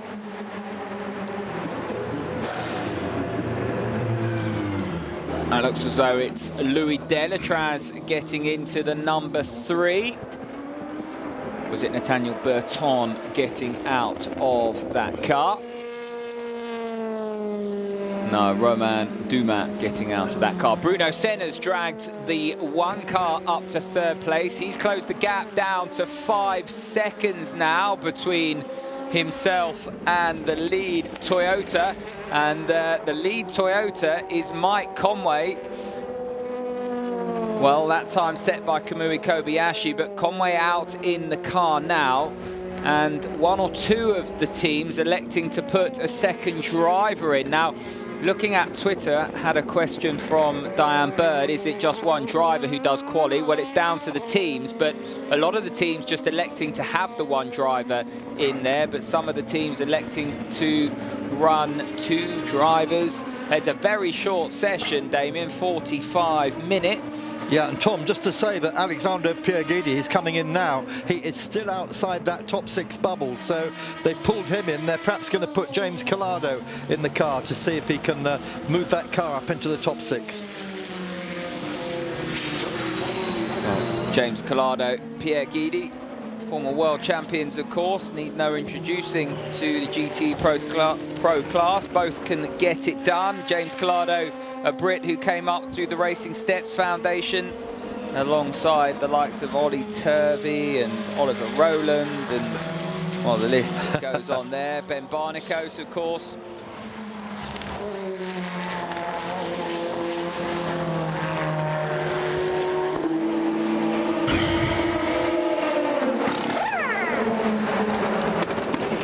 The 51 AF Corsa of Alessandro Pierre Guidi into pit lane. He's handed over to James Collado, as Mark said. Now, this car currently, guys, is not in the Hyperpole battle. because together with the car on screen, the WeatherTech machine, they're 7th and 8th in class. Yeah, well, that one's getting a new set of boots, isn't it? So they're going again. Hopefully, get a nice, clean, traffic-free run. Here is the WeatherTech car. Tony Verlander on board then, doing all he can. This car, of course, coming over from the States without all its regular crew. So, Mark. Yep. He's jumped up. Yep, he's done it. So up into 5th. Yeah, that's really important with 17 minutes left on the clock. Yeah. He's now into hyperpole. Right, well done, Tony Verlander. And just to say, Tom, earlier, I think you mentioned there, of course, this car is actually run by Kessel Racing, the Swiss team, but they've got a couple of the WeatherTech crew, but Kessel are actually the car operators here at Le Mans. So good job, though, by Tony Verlander. Always trust Tony to come up with the goods. I think you know that, Damien. Yeah, absolutely. Seasoned racer, fantastic pilot, and looking provisionally anyway, at least. There's still 17 minutes to go, but provisionally going through to that Super Pole. Well, that knocks both the AF Corsa cars down to 7th and 8th. So as it stands, both the Ferraris, the AF Corsas, the factory cars behind the two sort of customer cars, the Risi Competizione car and the WeatherTech racing car, 5th and 6th. If they don't make the grade, this could be very, very embarrassing for Amato Ferrari, because he has been given the 2020 Spirit of Le Mans Award for the individual whose contribution to the sport has been exceptional. And can you imagine, neither of his cars qualify for hyperpole? How embarrassing would that be? Yeah, that'll be strategic. But just, it could be strategic, but look at this.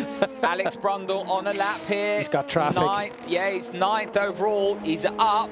And he needs this, and he's not going to catch. He's going to catch that traffic in Recordama, isn't he? That, oh no, it's an LMP car. He's okay. So this could be good enough for the hyperpole time. So Alex Brundle, the Brit, aboard the 32 United Autosports machine. He crosses the line. Where does he go? He goes 4th. Wow. So dragging that car up into hyperpole is Alex Brundle. And that was a really good lap. Here comes Montoya. He's got to do the same thing. He's only 14th at the moment in the sister car. But he's got a lot of traffic here, hasn't he? Yeah. There's a GT. Here he goes. And 2 prototypes ahead of him. Yeah, this is the Dragon Speed machine, isn't it? And wow. Oh, that's close. So that's typical Juan Pablo Montoya. 2 speeds, flat out and stop. And if you ever needed any proof of that, there it is. That's about as quick as it gets. He's going to have lost some time now. I don't think this will trouble the top 6. No, he hasn't gone up from 14th. Oh dear. Richard Dean not happy about that. No, that you can see the team said he just got blocked, didn't he? There's not really much you can do, is there? Yeah.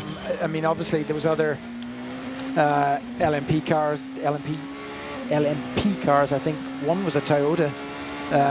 We're not on fast laps, so it didn't really matter to them. But it was just a little bit of a cluster, and it was still good watching Juan Pablo guide his way through them. So on board with Sophia Floch.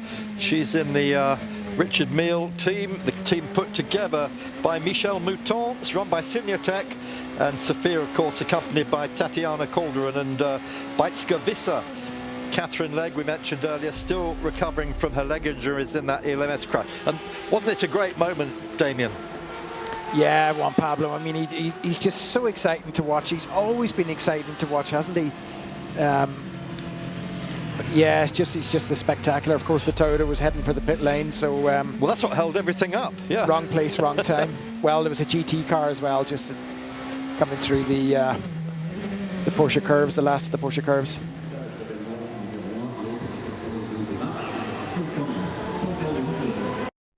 Lego Technic sponsors 24-hour Le Mans on Eurosport.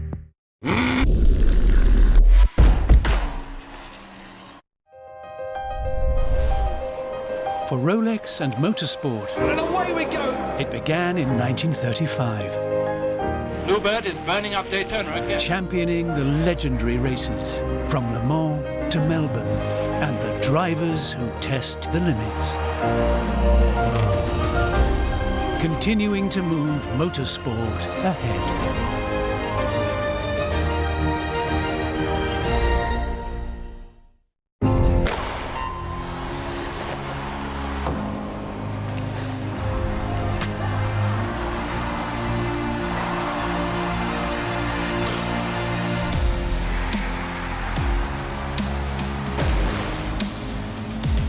FISU, World of University Sport.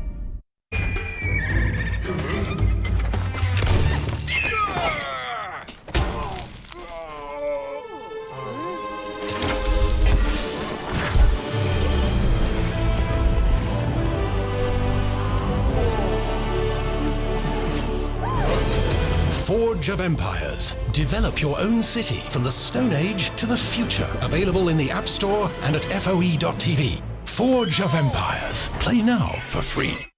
I'm Melvin and I'm an associate at Amazon. I have 2 kids. I'm now a grandfather. I'm a DJ as well, so and it's what I do in my spare time when I'm not here. I'll take this down there. I'm 61 years old. I'm a young 61, I'm pretty fit for my age. Yeah, I was a bit worried about getting another job because people only see the number, they don't see the man. And then I got this job here. I'm very proud of doing what I'm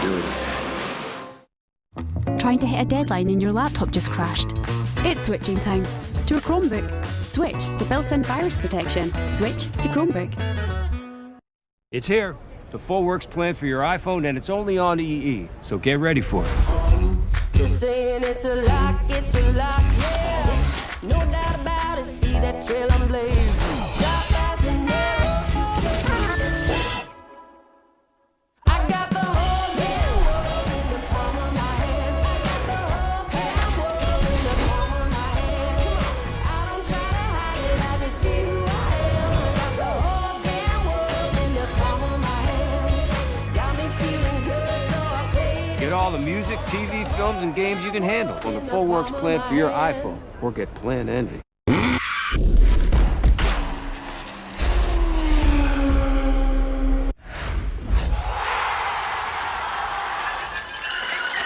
Edge of your seat entertainment.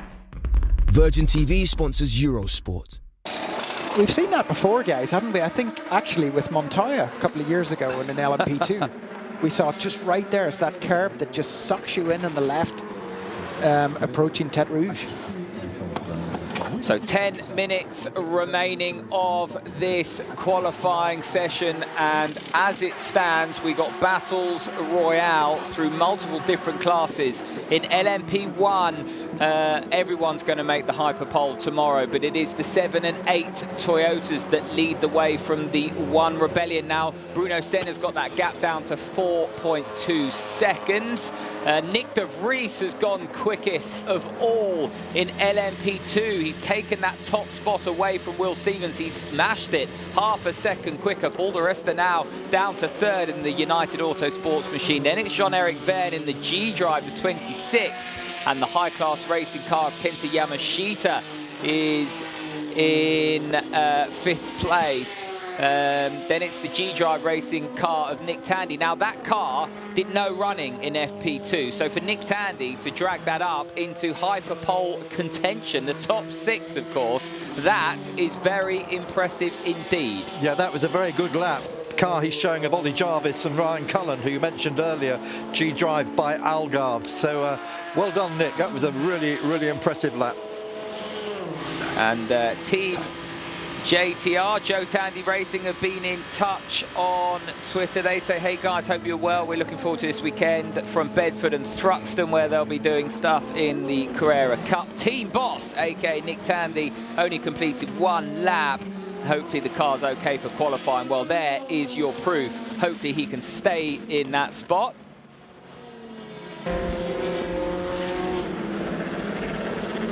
There's a replay on your screens of Felipe Fraga having a little moment, shall we say, up at Tête Rouge. Now that would have looked a bit more dramatic in the car, Damien, than it did look outside of the car, wouldn't it?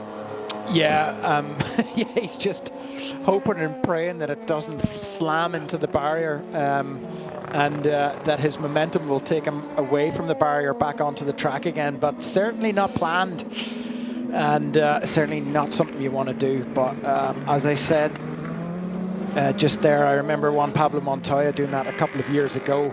I think he did actually hit the barrier. I think that was in the United Autosport car a year or two ago.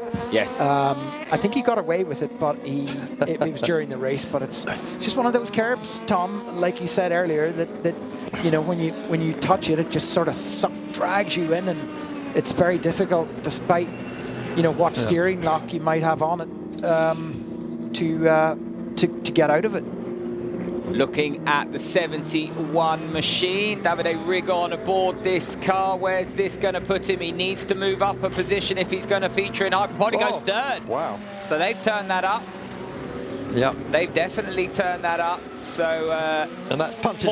Point proved there, Mark. Yeah, Sebastian Bourdais punted out of the bubble at the moment in the Rizzi car. Seb won't like this. It's his hometown, of course. Yeah, somebody who has been iconically quick, and you've only got to look back at his giant-killing exploits in the Pescarolo Sport days as well. Sebastian Bourdais, very, very quick, and he'll be celebrating a new IndyCar deal for next year. He's got a full-time deal with Dale Coyne, so he'll come here in good spirits. That'll wipe the smile off his face. Now we're on board with the G-Drive car, the 26. Now this car... They've just gone quickest, by the way, Tom. Yeah, they have, Jean-Eric Verne. Well, there you go. That's a Frenchman that needs no introduction. Jean-Eric Verne, together with Sébastien Buemi, arguably, and Antonio Felix da Costa, three immensely quick drivers that never really got to show their true potential in Formula One with Red Bull. Obviously, Jean-Eric Verne and Sébastien Buemi had a much longer go at it than Antonio Felix da Costa. He didn't get a shot at all. 33. Tom, we just got an example there of a GT car being unpredictable.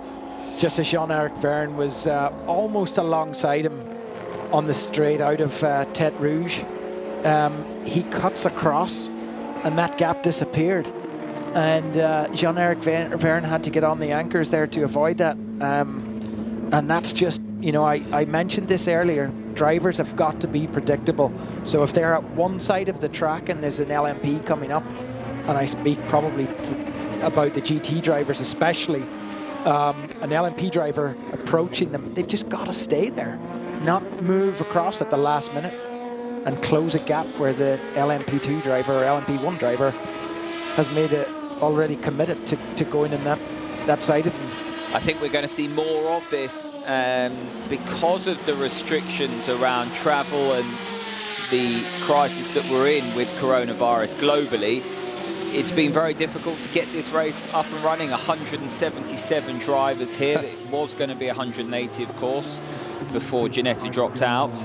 And with that number, over a fifth have never been here before and have limited experience. And that is going to be a real challenge, as you just said, Damien, just managing that on-track etiquette, if you like, especially when you're negotiating the Mulsanne and the crown of the road and all the things that go with that little local knowledge and of where you're going to catch and where the quicker cars are going to close on you. Yeah. That's Sorry, right, Damien. and it's just, you know, particularly with the closing speeds between the classes, add that to the top speeds of Le Mans, and it's potentially a very, very dangerous situation.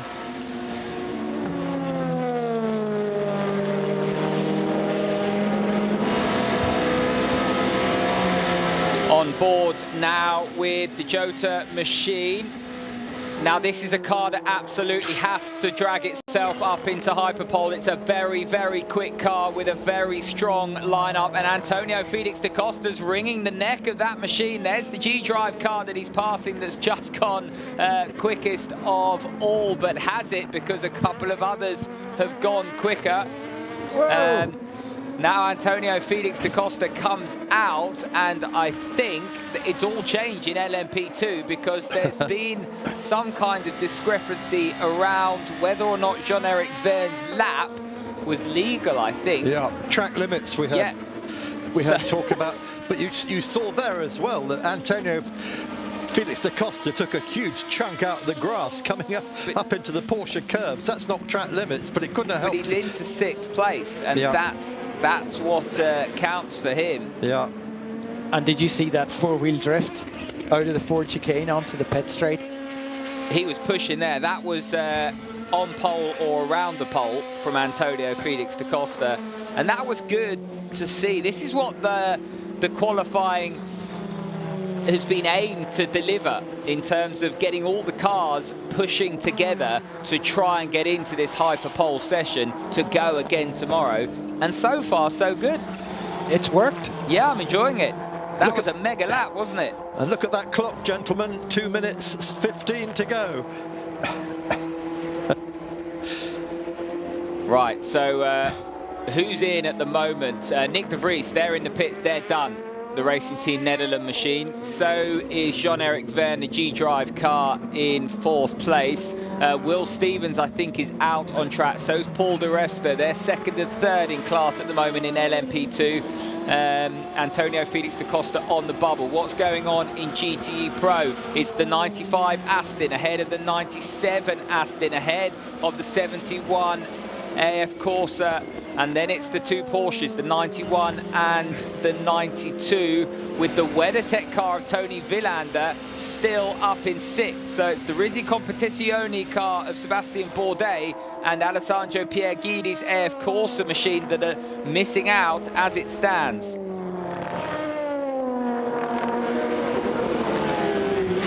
What's going on in GTE AM? Still Aston Martin, that 98 car set the pace, and the Signatech Alpine, or who's that? Yeah, Thomas Laurent going straight on. Now that was him pushing. He goes 9th with a trip across the gravel trap. So what could have been, and what's annoying about that for him is it's compromised the start of his lap as well. Damien, talk us through this. Yeah, it's just, he just took too much of the curb, didn't he, on the first part of the Ford chicane? So, but would you believe it moved him up from 16th to 14th? That'll be obviously discounted because he straight lined the Ford chicane there, but. Yeah, so he screwed that lap pretty much because that time presumably isn't going to stand. And he's slow onto the straight. Plus, he's probably, screwed the next lap as well because his tyres will be all. Yeah, I think he just carried too much speed and took too much curb.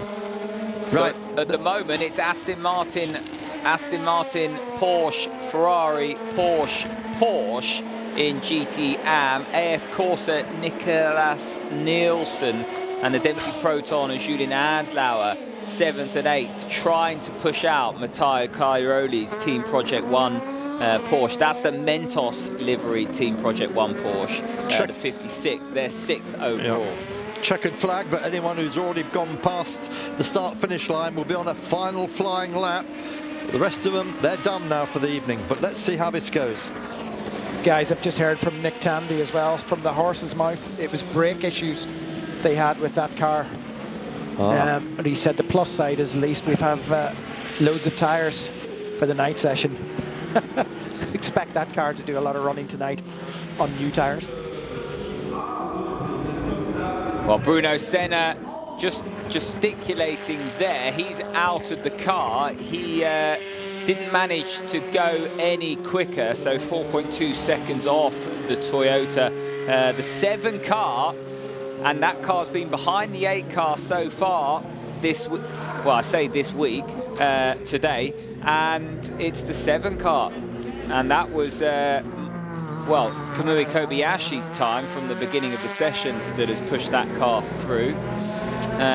Where are Porsche going to end up? That's the, they're going to stay 4th and 5th in class. Under the radar, Tom. Yeah. Yep. Here's Pierguidi drinking in the last chance saloon now. comes round to take the checkered flag. Can he improve on that 8th place? Pull himself up into the hyperpole bubble.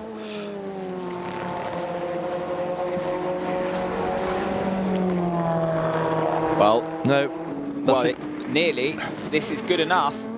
3:52.5. So if he can nail it through here, this car, and they have turned this car up as well, I think this might be good enough. So Pierre Guidy's going to cross the start and finish line, and where's he going to go? Third. I thought it was going to be good enough. Amato Ferrari can breathe again. He's got both cars in the hyperpole.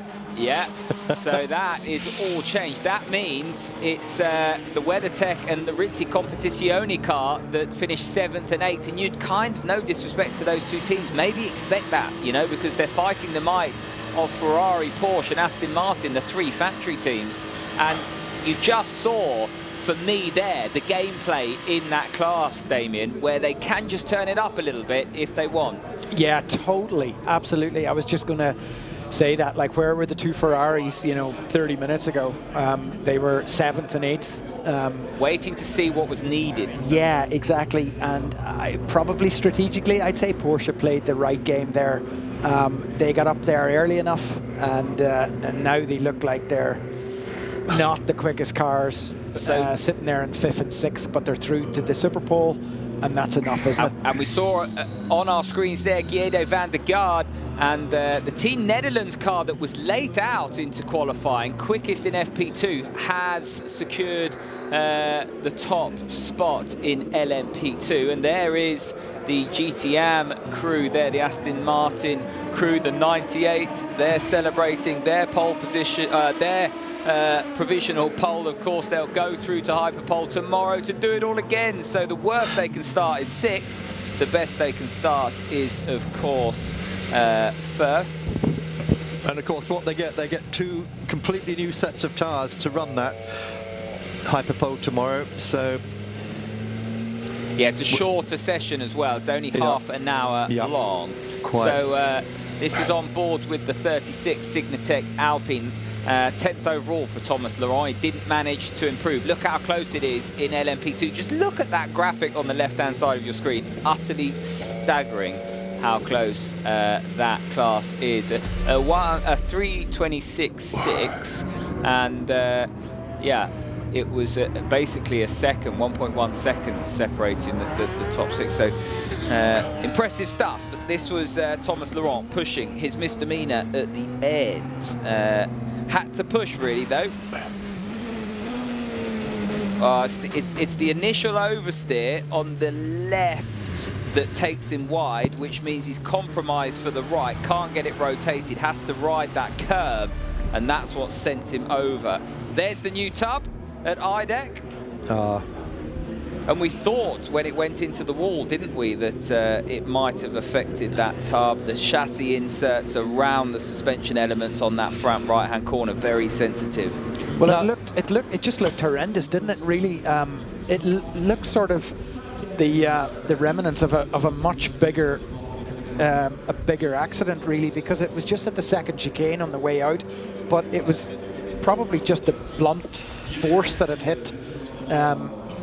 And there wasn't really a lot of, you know, parts coming off it to take away the energy. So it was, you know, to absorb the energy. So it was just a blunt impact, wasn't it, that caused it? And of course, we saw then the machinery required to fix the barrier as well.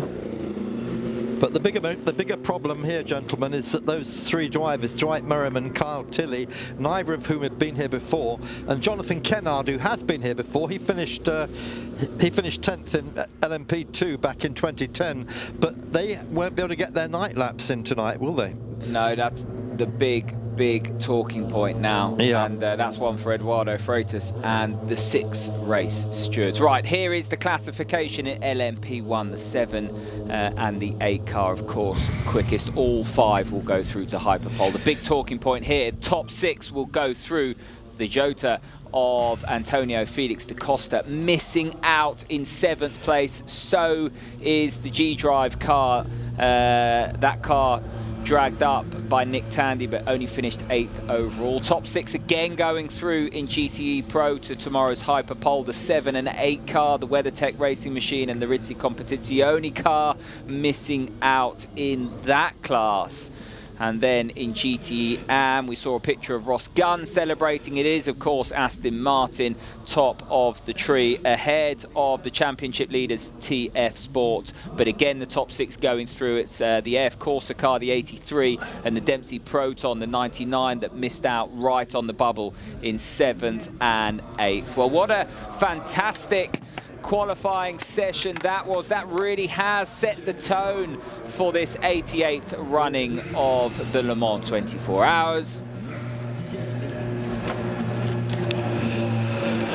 Thomas Laurent gets out of his Signatech Alpine car, but the tone very much set, and for a new process, guys, I very much enjoyed that. Yeah, thrilling. It really was. Everything going for it, didn't it? And just to point out, of course, that Aston Martin have absolutely swept the board in both categories, because remember, TF Sport is also a privateer Aston Martin, so 1-2 in each category. Will they back off tomorrow in Hyperpole and give up bragging rights instead of getting loaded down with any balance of performance? Well, that's it from qualifying. We'll be back with Free Practice 3 in a few hours.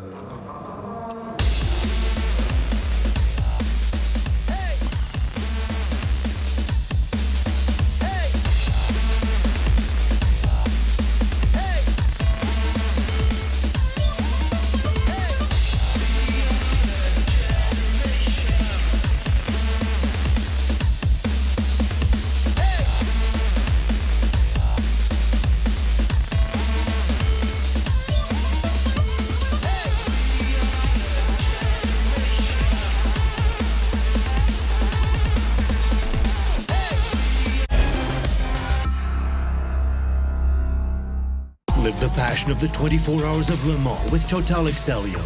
Total, official fuel partner.